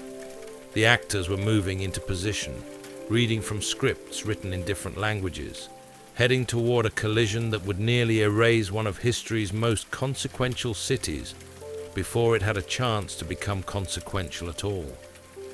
And at the center of the approaching storm stood a Celtic chieftain, whose name would be remembered in Rome for centuries: Brennus. Brennus was not originally his real name. Brennus was a title that meant something like king or leader in the Celtic languages, the equivalent of Caesar in later Latin, a word that started as a name and became a position. But history recorded him as Brennus, so Brennus he remains, leading a confederation of Celtic tribes that Roman sources would lump together as the Senones. The Senones weren't a unified nation in any modern sense. Celtic society organized itself around extended family groups and tribal affiliations, with temporary alliances forming around charismatic leaders for specific purposes: a raid, a migration, or a war. Brennus had somehow convinced several tribes to follow him south, which tells you something about his persuasive abilities, if nothing else. Getting Celts to agree on anything was like herding cats, if the cats were heavily armed and had strong opinions about honor. Picture the war band that gathered under Brennus's leadership. Not an army in the Roman sense, with standardized equipment and formal ranks, but a loose collection of warrior groups, each following its own sub-chief, each maintaining its own identity. Some wore mail shirts, expensive items that marked wealth and status. Others made do with hardened leather, or simply fought bare-chested, trusting to speed and the protection of their gods. Most carried the distinctive Celtic shield, tall, oval, and decorated with swirling patterns that looked random, but held deep cultural meaning. Their weapons varied too. Long, slashing swords designed for mounted combat or for a fighting style that prioritized reach and intimidation. Spears of different lengths, some for throwing, others for thrusting. Those who favored direct approaches to problems were equipped with axes and hammers. A few even carried the carnix, a war trumpet shaped like an animal head that produced a sound described by one Greek historian as hair-raising, which probably undersells it, honestly. The carnix was designed to terrify, and by all accounts, it succeeded. These warriors wore their wealth openly: gold torques around their necks, bronze bracelets on their arms, and intricate brooches holding their cloaks. Appearance mattered in Celtic culture, where a warrior's reputation depended on witnesses and storytellers. You wanted people to remember you, to describe you accurately when they recounted the battle around fires later. That meant looking distinctive, looking impressive, and looking like someone worth singing about. The war band moved south through the Apennines in late summer or early autumn. The sources aren't precise about dating, but the timing matters because it explains what happened next. Summer campaigns were normal in the ancient world. You fought when roads were passable and armies could forage off the land. But late summer meant harvest season was approaching, and armies got nervous about being far from home when crops needed gathering. Brennus's stated objective was straightforward enough. The Celts wanted land. The Po Valley was getting crowded, or so they claimed, and better farmland lay to the south. Whether this was genuine demographic pressure or just a convenient excuse for a raid that turned into more is debatable. The line between migration and invasion has always been blurry, and people's stated motivations rarely capture the full complexity of why they do things. The band crossed into Etruscan territory without much organized resistance. The Etruscans, like most civilized peoples, preferred to let their cities handle their defense rather than maintaining standing armies. Individual cities might hire mercenaries or call up militias, but coordinated responses to external threats weren't really their style. This strategy worked fine when threats came from other cities engaged in the same civilized game of limited warfare, but it left them unprepared for people playing by different rules. Clusium, watching this armed migration approach, panicked in the understandable way of cities that suddenly realize they're in someone's path. They appealed to neighboring Etruscan cities for help, got vague promises of support that meant little, and then made their desperate embassy to Rome. This led the three Fabii brothers to travel north to investigate and mediate the situation. The meeting between the Roman ambassadors and Brennus probably took place near Clusium, possibly with Etruscan mediators present to facilitate translation. Not all Celts spoke Latin, and certainly not all Romans spoke Celtic languages.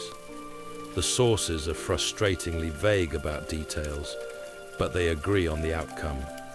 Things went badly.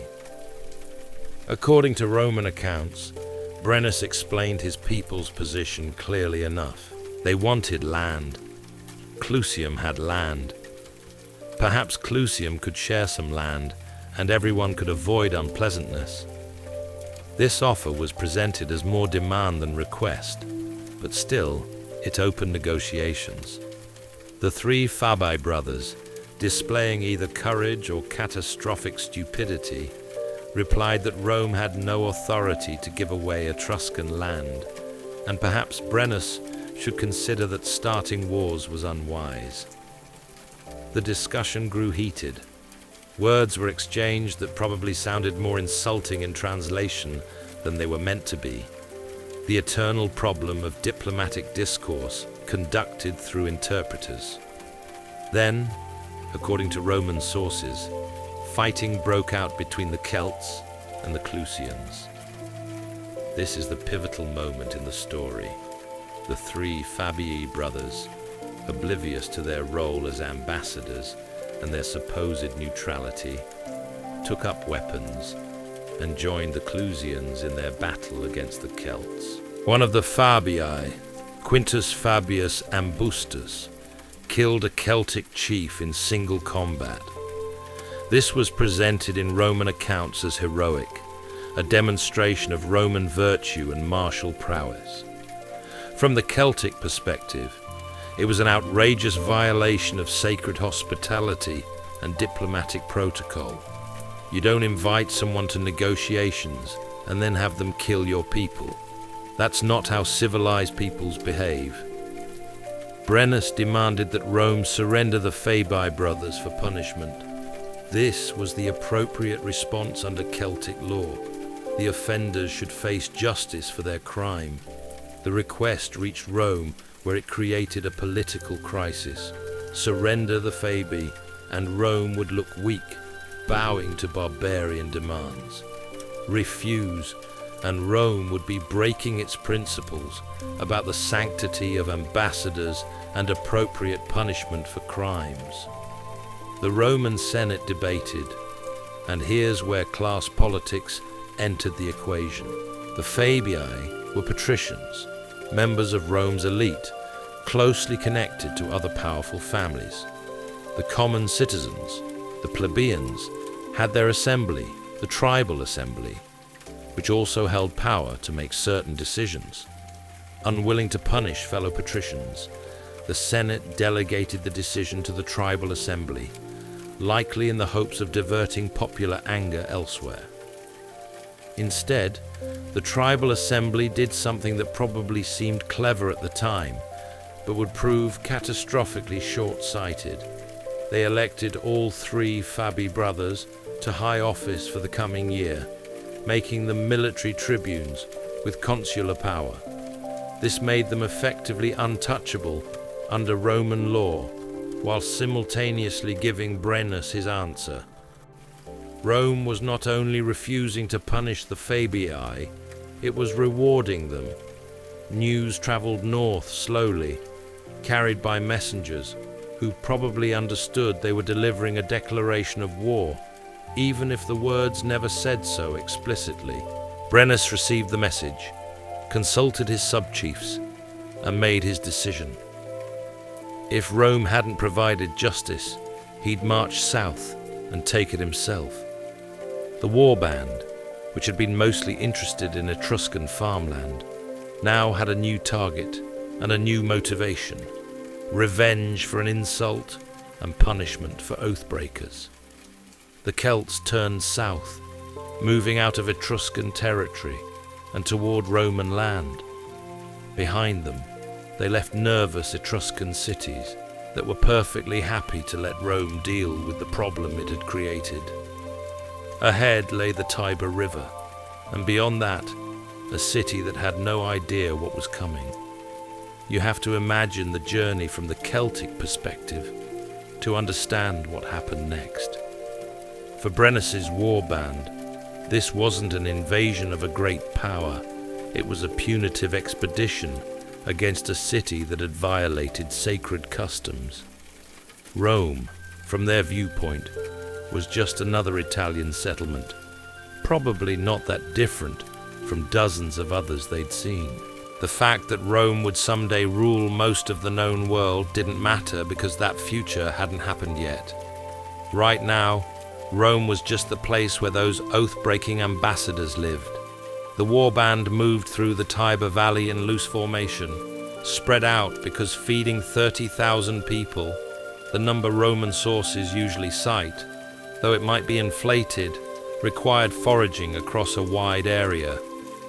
They weren't trying to hide their approach. Stealth wasn't really a Celtic virtue when it came to warfare. You wanted your enemies to know you were coming, to have time to think about your reputation and get properly afraid. Roman scouts brought news of the approaching force, and the Senate called emergency sessions to debate response strategies. They had several options, none of them good. They could retreat behind Rome's walls and endure a siege, hoping the Celts would get bored or run out of supplies and go home. They could try diplomacy again, though that had worked so well the first time. Or they could march out and meet the Celts in open battle, gambling that Roman discipline could overcome whatever advantages the northern warriors might possess. Rome chose battle, which tells you something about the Roman mindset, even at this early stage. Retreating felt like admitting defeat before fighting even started.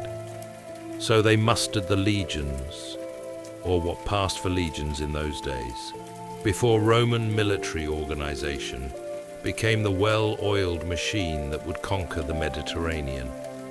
Every able-bodied male citizen within specific age ranges had military obligations, and the Senate called up approximately 15,000 men in total, though the actual number may have been fewer.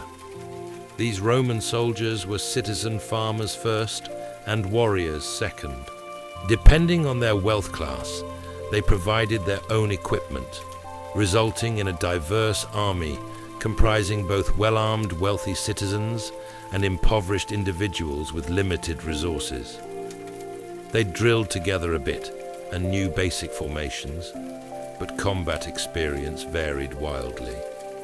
Some were veterans of the endless small wars with neighboring tribes.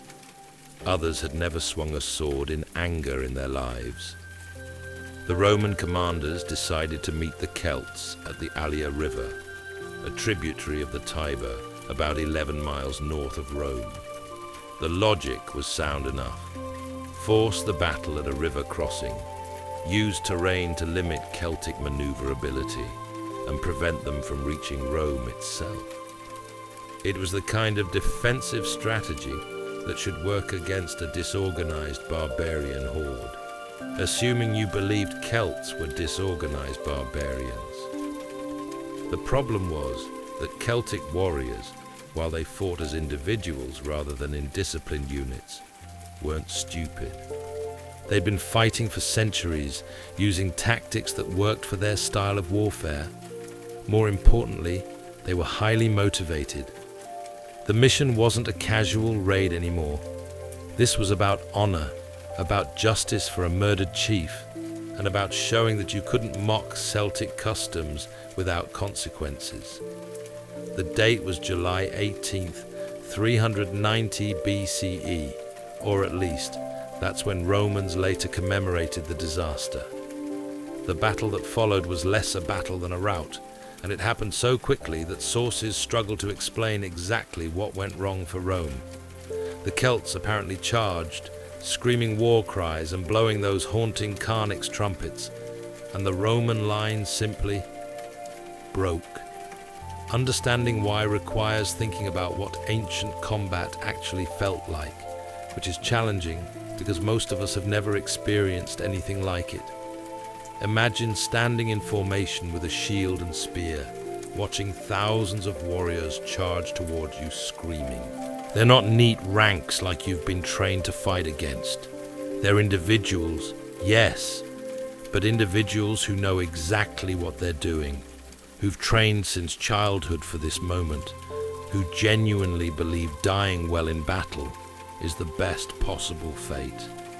The psychological impact of a Celtic charge was substantial. They looked terrifying. Many fought bare-chested or painted, trying to maximize the intimidation factor. They sounded terrifying. All those war cries and trumpets designed specifically to unnerve opponents. And they came fast, not in measured steps, but in an all-out sprint that closed distance before you had time to think about being afraid. The psychological assault was more effective than any tactical maneuver for inexperienced soldiers and farmers who had been given weapons just a few days earlier and told to defend Rome. The Roman left flank broke first, probably because it was positioned on a hill, and the Celts wisely attacked it first to seize the high ground. As soon as a portion of the line faltered, panic rapidly spread. Soldiers started running, and running became acceptable when you saw that everyone else was running too. The Roman right flank, closer to the river, made a slightly better showing. They actually fought long enough to take casualties before breaking. Some retreated to the Tiber and tried to swim across, drowning in their armor or swept away by currents. Others ran for Rome, hoping the city walls would provide safety. A few hundred managed to retreat in better order to Veii, an old Etruscan city that Rome had captured just a few years earlier. Brennus's warriors pursued, but not with the organized determination of a professional army chasing a beaten foe. Celtic culture emphasized individual glory, which meant warriors stopped to strip the dead, to claim trophies, and to argue about who killed whom. This disorganization gave many Romans time to escape, though it probably didn't feel like mercy at the time. The battle, if you can call it that, was over in hours. Rome had lost most of its army without inflicting significant casualties on the Celts. The road to the city lay open, defended by nothing more substantial than panic and prayer. Cavalry scouts, who had watched the battle from safe distances, brought news of the disaster to Rome before the survivors did. The city erupted in controlled chaos, the kind of panic that comes from knowing something terrible is happening, but not quite knowing what to do about it. The Senate convened immediately, because that's what the Senate did in crises, even when they had no good options to discuss. Rome in 390 BCE was not the marble city of emperors and triumphal arches. The circuit of its walls enclosed an area that would feel modest compared to later imperial Rome, though it was still substantial for its time. The walls themselves proved sufficient to withstand the typical tactics of Italian warfare, which included brief sieges, limited equipment, and army retreats after a few days. Against a motivated enemy willing to camp outside indefinitely, they'd be less impressive. The Senate made quick, brutal decisions. The elderly, children, women, and men unfit for combat would evacuate to nearby Caer, an Etruscan city that had maintained friendly relations with Rome. This wasn't cowardice, it was pragmatism. Fewer mouths to feed meant a besieged city could hold out longer. The Vestal Virgins, priestesses who maintained Rome's sacred fire and guarded important religious objects, would take the most precious ritual items and flee as well, some to Caer, others to other safe locations. A small garrison would remain in the Capitoline Hill, the most defensible of Rome's 7 hills, where temples to Jupiter and other gods stood. If necessary, they would fortify themselves there, safeguarding Rome's spiritual core, even in the event of the city's collapse. The rest of the surviving soldiers would scatter to Veii or other strongholds, hopefully to regroup and counterattack later. In the chaos of a city bracing for the worst, they made these decisions in hours. Families grabbed what they could carry: food, valuables, and religious objects. The evacuation roads were clogged with refugees moving south and east, away from the threat coming from the north. The elderly who couldn't keep up the pace were left behind or chose to stay, preferring to face whatever came rather than die exhausted on some roadside. Meanwhile, Brennus and his war band moved south at their pace, taking time to strip the battlefield properly and tend to their wounded. Despite the rout, the Celts had suffered casualties in the battle. Some Romans had fought before breaking, and even a panicked man with a spear could find luck. Celtic culture took care of its wounded warriors because they were valuable, both for future fights and for the stories they could tell. The war band probably expected Rome to be defended. Cities usually were, and that's where the real fighting would happen. Sieges, assaults on walls, the grinding work of actually taking a defended position. So they approached cautiously, scouts ranging ahead to identify fortifications and defensive positions. What they found was a nearly empty city. This had to be confusing. The Celts had just won a great victory. They'd routed an army, killed enemies, and proven their might. The normal response would be for the defeated city to surrender, or at least prepare for a desperate defense. Instead, Rome was largely deserted, lacking any organized defense or delegation to negotiate terms. It was simply silent. The emptiness was eerie in a way that full resistance wouldn't have been. Empty cities can mean traps, ambushes, or desperate last stands waiting around corners. The Celts entered Rome carefully, probably expecting trouble at every turn, finding instead abandoned homes, empty markets, and the occasional old person who'd stayed behind by choice or necessity. According to Roman accounts, which should be taken with appropriate skepticism, since they were written by the defeated to explain their defeat, the Celts were impressed by the old men who'd stayed behind, sitting in their formal robes on the porches of their houses like living statues. One Celtic warrior supposedly reached out to touch an old man's beard, checking if he was real, and the Roman struck him with his ivory staff.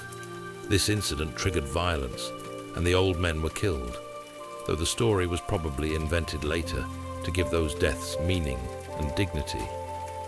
The Capitoline Hill, though, remained defended. The garrison there had closed the gates and prepared for siege, and the Celts, surveying the fortifications, decided it wasn't worth the casualties a direct assault would require. Celtic warfare preferred quick victories and individual glory, not grinding siege operations that favored defenders and discipline. So they settled in to wait, occupying the rest of Rome and hoping the garrison would surrender once food ran low. These tactics created a strange situation. The Celts controlled Rome but didn't really know what to do with it. They weren't an occupying army with administrative experience. They were warriors who'd come for justice and revenge, and they'd achieved that simply by taking the city. Now what? They couldn't stay forever. Summer was turning to autumn, and no one had planted crops back in the Po Valley, which meant people back home were going to be hungry if this war band didn't return to help with harvest. The siege of the Capitolines settled into routine. The Celts camped in Rome's forums and streets, probably treating the whole thing as an extended festival. Celtic culture loved feasting, storytelling, and drinking, and they had plenty of all three. The Romans on the hill watched and waited, rationing food and hoping for relief that wasn't coming. Days became weeks. The Celts found Rome's wine stores, always a dangerous discovery for an army that values drinking, and helped themselves to the city's wealth, which was modest but still substantial by their standards. Some warriors got bored and went looking for additional glory, raiding nearby Roman territory, or fighting the scattered Roman forces trying to regroup at Veii. One raiding party discovered Caere, where Roman refugees had fled. Here's where the story gets intriguing, because Caere chose to protect the refugees rather than hand them over. The choice was significant, an Etruscan city deciding that protecting Romans mattered more than appeasing the Celts. Rome, with its power to reward friends and punish enemies, would remember that decision later. For now, though, it just meant the Romans at Caere survived. The garrison on the Capitoline grew hungrier, food stocks dwindled, and the Celts showed no signs of leaving. The strategic stalemate wasn't sustainable, but breaking it required someone to make the first move, and neither side quite knew how to do that in a way that preserved honor while achieving objectives. According to Roman tradition, the Celts tried to take the Capitoline by stealth, attempting a night climb up the hill's steepest face, the cliffside that defenders had considered impassable. The attempt nearly succeeded, and would have if not for Rome's sacred geese. The temple of Juno kept a flock of geese as sacred birds, and these geese, apparently taking their religious duties seriously, raised such a racket when the Celts approached that they woke Marcus Manlius Capitolinus, one of the garrison commanders. Manlius rallied defenders, and they threw back the assault by pushing Celts off the cliff and dislodging their ladders. The story is almost certainly embellished. Sacred geese, as Rome's saviors, makes for better storytelling than guards happen to be alert. But it became a foundational Roman legend. Whether geese were actually involved or not, the assault failed and the siege continued. But now both sides were getting desperate. The Romans on the Capitoline were genuinely starving, reduced to eating leather and whatever else could provide calories. The Celts were getting restless, worried about problems back home, and increasingly aware that staying much longer risked disease in the crowded city. This period is when negotiations probably began. Which side initiated them depends on whose account you believe. The terms were straightforward. Rome would pay the Celts to leave. This moment wasn't surrender exactly, more like purchasing peace, which was actually a common enough practice in the ancient world. Warriors could take gold home, which was almost as valuable as glory, and definitely more useful for buying things. The agreed price was 1,000 pounds of gold, a staggering sum that would require Rome to scrape together every bit of precious metal it could find. The Capitoline garrison sent messengers to Caere and other refuges, calling in debts and donations from Rome's allies, and anyone who'd benefit from Rome continuing to exist. Slowly, painfully, the gold was gathered. The payment ceremony, according to Roman sources, did not go smoothly. The Celts brought scales to weigh the gold, but the Romans accused them of using false weights, trying to cheat them into paying more than agreed. An argument erupted, with both sides accusing the other of bad faith. Then Brennus, in a moment that would become infamous, threw his sword onto the scales along with the weights, adding its mass to what Rome had to pay, and spoke 3 Latin words: Vae victis, woe to the vanquished. It was an eloquent summary of ancient geopolitics.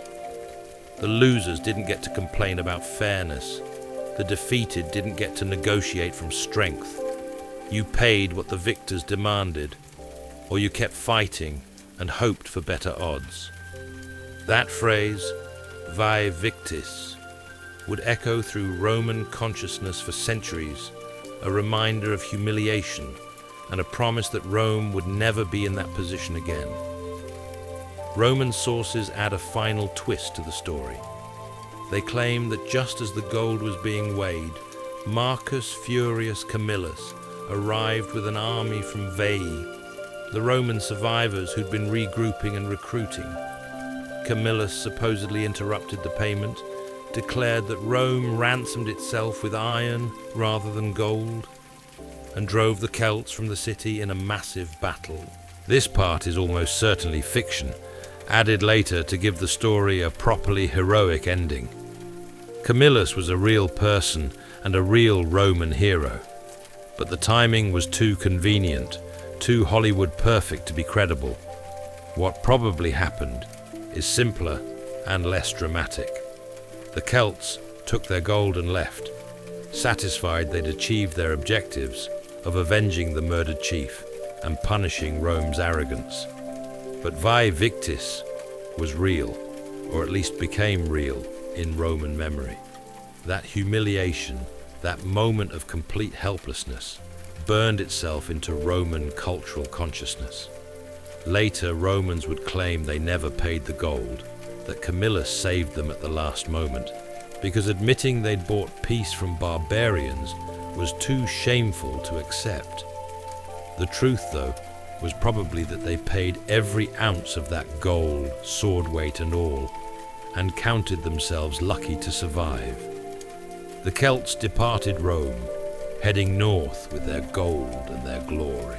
They'd achieved everything they came for: vengeance for a murdered chief, proof that Rome couldn't violate sacred customs without consequences, and enough precious metal to make everyone wealthy back home. From their perspective, their mission was a completely successful raid. They had successfully taken control of a significant Italian city, demonstrated the Celtic military's dominance, and left a lasting legacy of songs. They had no way to know that they'd just created Rome's origin trauma, the event that would define Roman foreign policy and military strategy for the next 400 years. They couldn't predict that this ransomed city would grow into an empire that would eventually conquer their homelands and erase their cultures so thoroughly that we still struggle to understand Celtic society today. In 387 BCE, the warriors were simply satisfied as they headed home with gold and good stories. Rome's refugees returned to find their city ransacked but intact. The walls still stood. The Capitoline temples survived. The sacred objects and the Vestal virgins were safe. Yes, they'd lost wealth and pride and a whole lot of soldiers, but the city endured. They could rebuild. They could recover. They could make sure this never ever happened again. The warband's departure was probably anticlimactic after everything that came before. They didn't march in formation or follow a single route north. Instead, groups of warriors drifted away over days or weeks, heading home with their share of the gold and whatever portable wealth they'd claimed from Rome. Celtic armies rarely maintained formal cohesion, once their immediate objectives were achieved. Warriors returned to their tribes, their families, and their farms that needed tending. Brennus himself disappears from the historical record at this point, which is frustrating but typical for Celtic leaders. The Celts maintained oral traditions rather than written records, and those traditions focused on deeds rather than chronological biographies. Brennus probably lived out his life as a respected chieftain in the Po Valley, honored for leading a successful raid against Rome, possibly fighting in other conflicts, and eventually dying in some manner that seemed important to his people, but wasn't recorded for posterity. Some of the warband apparently stayed in Italy, rather than returning north. The sources mention Celtic settlements expanding after the Roman raid, suggesting that warriors decided the Italian climate suited them better than wherever they'd come from originally. These settlers integrated slowly into the Italian landscape, sometimes peacefully, sometimes through continued conflict with Etruscan and Roman neighbors. Rome would eventually conquer their descendants during later wars of expansion, gradually absorbing their Celtic identity into Roman culture. The gold itself had an interesting fate, assuming Roman traditions can be believed. Later, Romans claimed that the gold paid to Brennus was recovered shortly after the Celts departed. Sometimes they said Camillus' army caught the Celts and defeated them. Other times they suggested the gold was found abandoned, and other times they were vague about details. Their claim was almost certainly wishful thinking. The gold was gone, spent, or melted down, or distributed across Celtic communities from the Po Valley to Gaul. But admitting they'd permanently lost that wealth to barbarians was too painful. So Romans invented stories where justice was done and proper order restored. This is common in national mythologies. The painful parts get edited, softened, and given redemptive endings that make the trauma bearable. The truth that Rome had been utterly defeated and had saved itself only by paying ransom couldn't be accepted as history's final word on the matter. Back in the Po Valley and the Celtic lands beyond, Brennus's raid became legendary in the way successful military adventures always do. Songs were sung about it, probably for generations, though none survived to be written down. Young warriors would have heard the stories and thought about how they might achieve similar glory someday. The raid validated Celtic military practices, suggested that the supposedly civilized Italian cities were vulnerable, and encouraged the belief that southward expansion was both possible and profitable. These events had long-term consequences that Brennus couldn't have anticipated. Celtic raids into Italy continued sporadically over the next century, never quite reaching Rome again, but keeping the northern frontier unstable. Partly the cause was opportunism. Once you know raiding works, you keep doing it. But partly it was cultural momentum. The success of Brennus's expedition became an example that other chiefs tried to replicate, with varying degrees of success. The Celts maintained control of the Po Valley for another century, building their settlements, raising their children, and fighting occasional wars with Etruscans and Romans and each other. Because Celts were perfectly capable of fighting among themselves when external enemies weren't available, they remained militarily formidable, their warrior culture producing soldiers that Mediterranean powers sometimes hired as mercenaries. Celtic warriors fought in Sicily, in Greece, and even as far east as Anatolia, carrying their distinctive shields and their reputation for ferocity wherever they went. But the balance of power was shifting in ways not immediately apparent. Rome's near destruction had taught lessons that Celtic culture, ironically, couldn't learn from its victory. The Celts had proven they could defeat organized armies and sack cities, but they hadn't developed the systems for converting military success into lasting political dominance. They won battles, but didn't build empires. They dominated regions, but didn't create administrative structures to govern them. They were brilliant at war and terrible at everything that came after war. The Po Valley Celts eventually faced Roman expansion in the late 200s and early 100 BCE. By that time, Rome had transformed itself into a military machine, specifically designed to prevent another Brennus situation. The legions that conquered the Po Valley were nothing like the panicked militia that broke at the Allia River. These were professional soldiers, veterans of wars in Italy and beyond, backed by a state apparatus that could sustain campaigns for years if necessary. The wars were brutal and extended. Celtic warriors still fought with individual courage and skill, but courage couldn't overcome systematic, disciplined Roman strategy backed by superior logistics. Roman armies didn't quit when battles went poorly. They didn't go home for harvest season. They kept coming, kept replacing losses, and kept pressing until organized resistance became impossible. By 191 BCE, the Romans had largely subdued the Po Valley Celts, incorporating the region into what would become Cisalpine Gaul, Gaul on this side of the Alps. The Celtic inhabitants were killed, displaced, or assimilated. Their languages gradually gave way to Latin. Their customs merged with Roman practices or disappeared entirely. The distinctive Celtic culture that had produced Brennus vanished from Italy within a few generations, leaving behind only place names and archaeological remains. The broader Celtic world beyond Italy fared no better.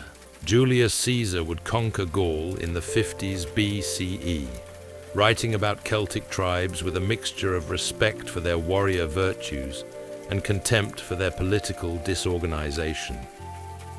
The Celts of Britain would hold out longer, but eventually succumb to Roman conquest as well. By the time of the Roman Empire's height, Celtic cultures survived only in remote regions where Roman control was too expensive to maintain: Ireland, the Scottish Highlands, and parts of Wales. Brennus's gold, if any of it survived intact, was probably melted down and reused long before Celtic cultures disappeared from Italy. Gold is too useful to leave in its original form when you need coins or jewelry or tribute payments.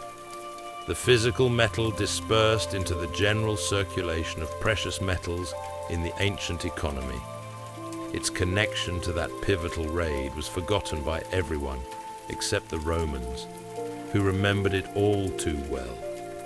The refugees returned to find a city violated but viable. The walls stood mostly intact, though Celts had torn down or burned sections to provide easier access. Despite their ransacking and the theft of valuables, most buildings survived.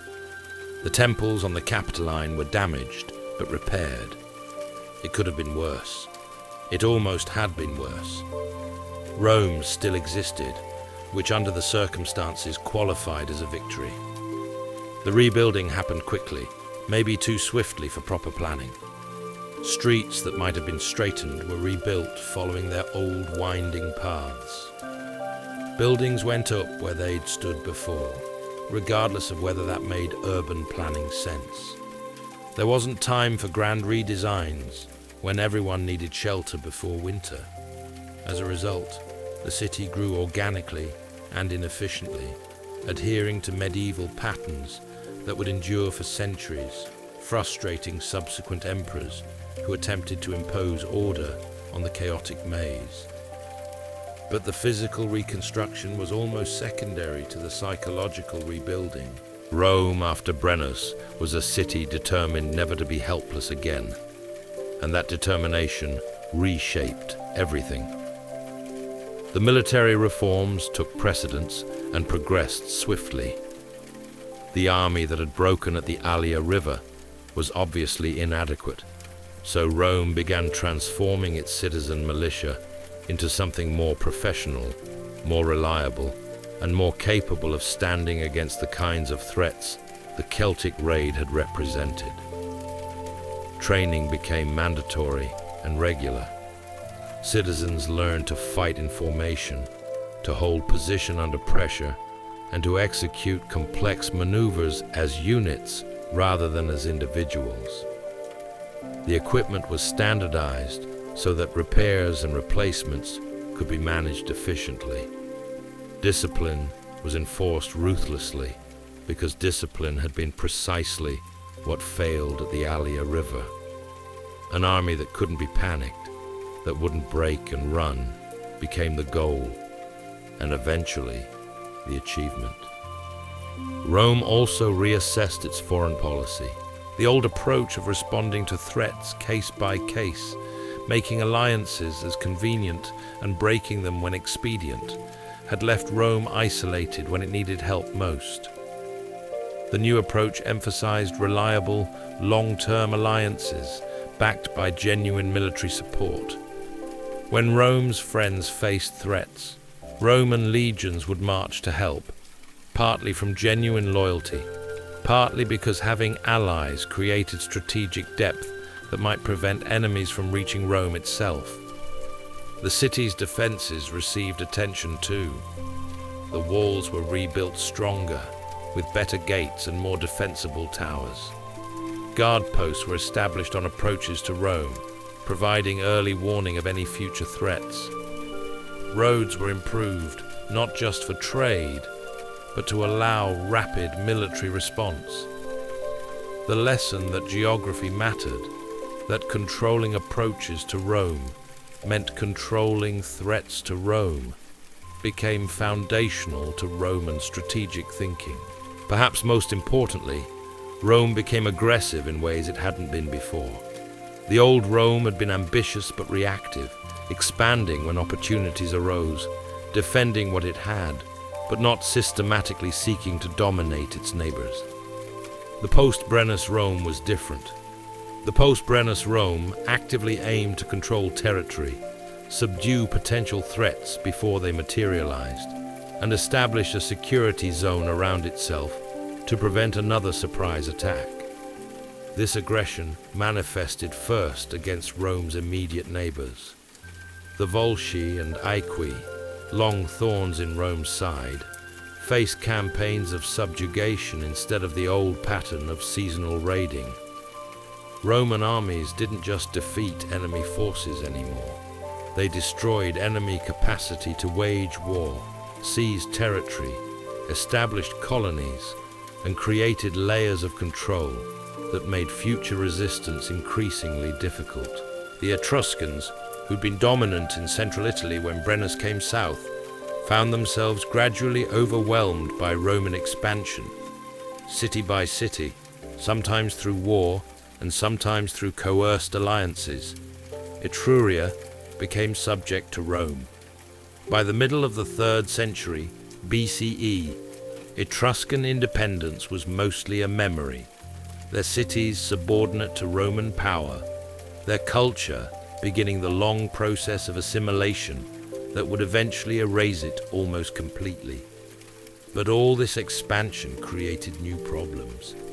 Larger territory meant longer borders to defend, which meant larger armies, which meant more resources devoted to military affairs.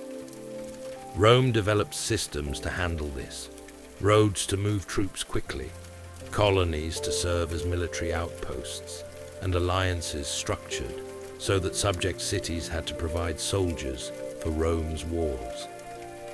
The emergence of the security state was not exactly tyrannical, but it undoubtedly prioritized military power as the solution to most problems. Rome's near destruction also shaped a remarkably durable cultural narrative about national resilience. The story of Brennus became a founding myth, told and retold, embellished with each generation. The geese became sacred symbols, honored annually with ceremonies that reminded Romans of how close they'd come to extinction. The gold payment, which almost certainly happened, was gradually edited out of the official story, replaced by tales of Camillus's last-minute rescue. This myth-making served a purpose. It gave Romans a story about overcoming catastrophic defeat, about national survival through virtue and determination. It justified the military expansionism and the security obsessions by pointing to what happened when Rome wasn't strong enough to protect itself, and it created a permanent enemy archetype, the northern barbarian threatening civilization that would persist through Roman history and beyond. Meanwhile, the actual Celts began to lose relevance. Roman propaganda turned them into generic barbarians, stripping away the complexity of Celtic culture and reducing them to convenient villains. The sophisticated metalwork, the elaborate social structures, the oral traditions that preserved genealogies and laws, all these aspects disappeared from Roman consciousness, replaced by images of naked, painted savages who represented everything Rome wasn't. This cultural transformation of the Celts from specific enemies to generic barbarians would have consequences for how Rome dealt with later Celtic peoples. When Rome eventually conquered Gaul, it did so with cultural assumptions shaped by Brennus's raid centuries earlier. Celts were dangerous, uncivilized, and untrustworthy. That's what 300 years of Roman cultural memory insisted, regardless of whether it accurately described the actual people being conquered. Here's the thought experiment that makes the Brennus raid fascinating. What if it had succeeded more completely? What if the Celts had not only taken Rome but also destroyed it, killed its population, and erased it completely, just as they would later be erased themselves? The counterfactual seems absurd because we know how history turned out, but at the time, it was entirely possible.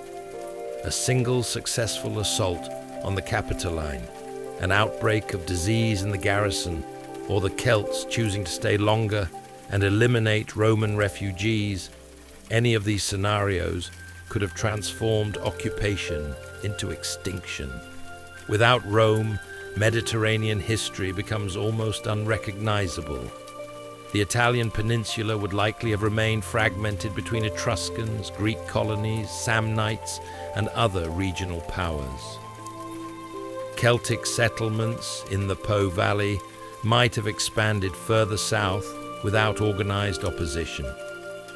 The Carthaginians, who fought 3 wars against Rome and nearly won the second one, would have dominated the Western Mediterranean without serious competition. Or perhaps another Italian city would have risen to fill the power vacuum. The Etruscans had civilizations and resources. The Greek colonies had connections to the broader Hellenic world. The Samnites had the warriors and the territory. Someone would have eventually unified Italy, probably, because the economic and strategic incentives for unification existed regardless of which city accomplished it. But it wouldn't have been the same empire. Roman culture, with its specific mixture of Greek sophistication and Italian pragmatism, its legal traditions and its administrative innovations, wouldn't have developed.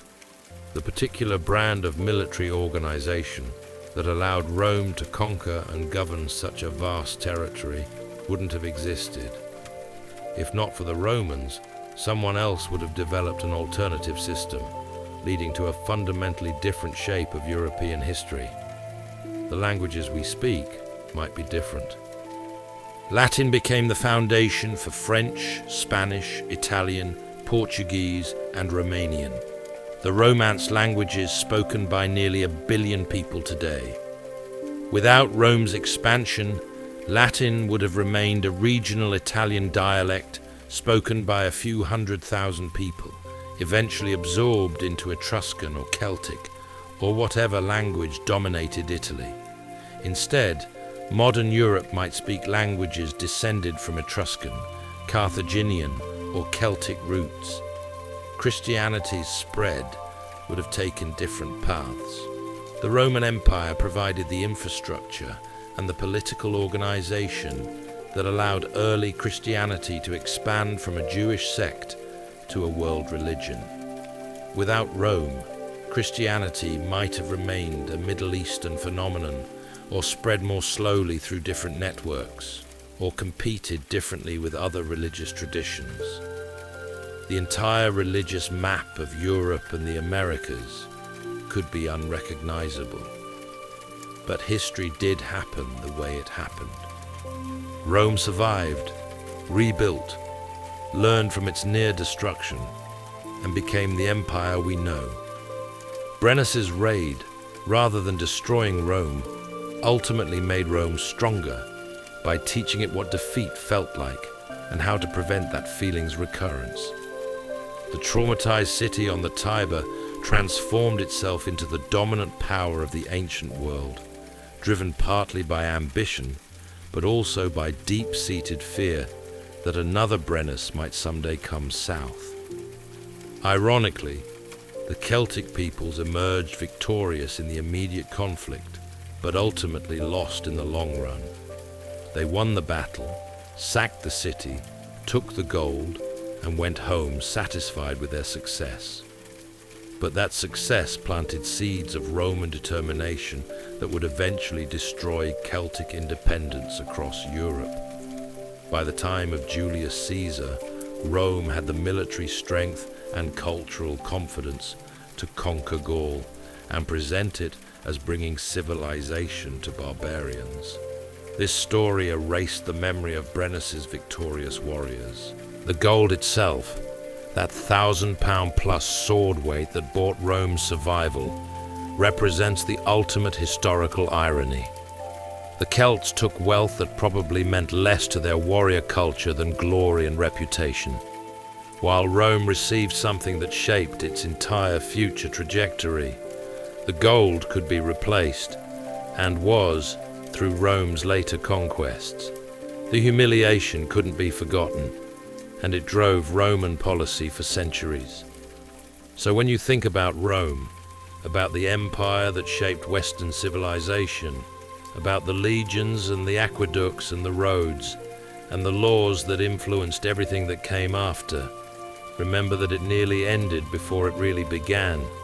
Remember that there was a moment when Rome was empty and vulnerable, when the Capitoline garrison was starving, and the city's future depended on geese and luck, and whether Celtic warriors would get bored and go home.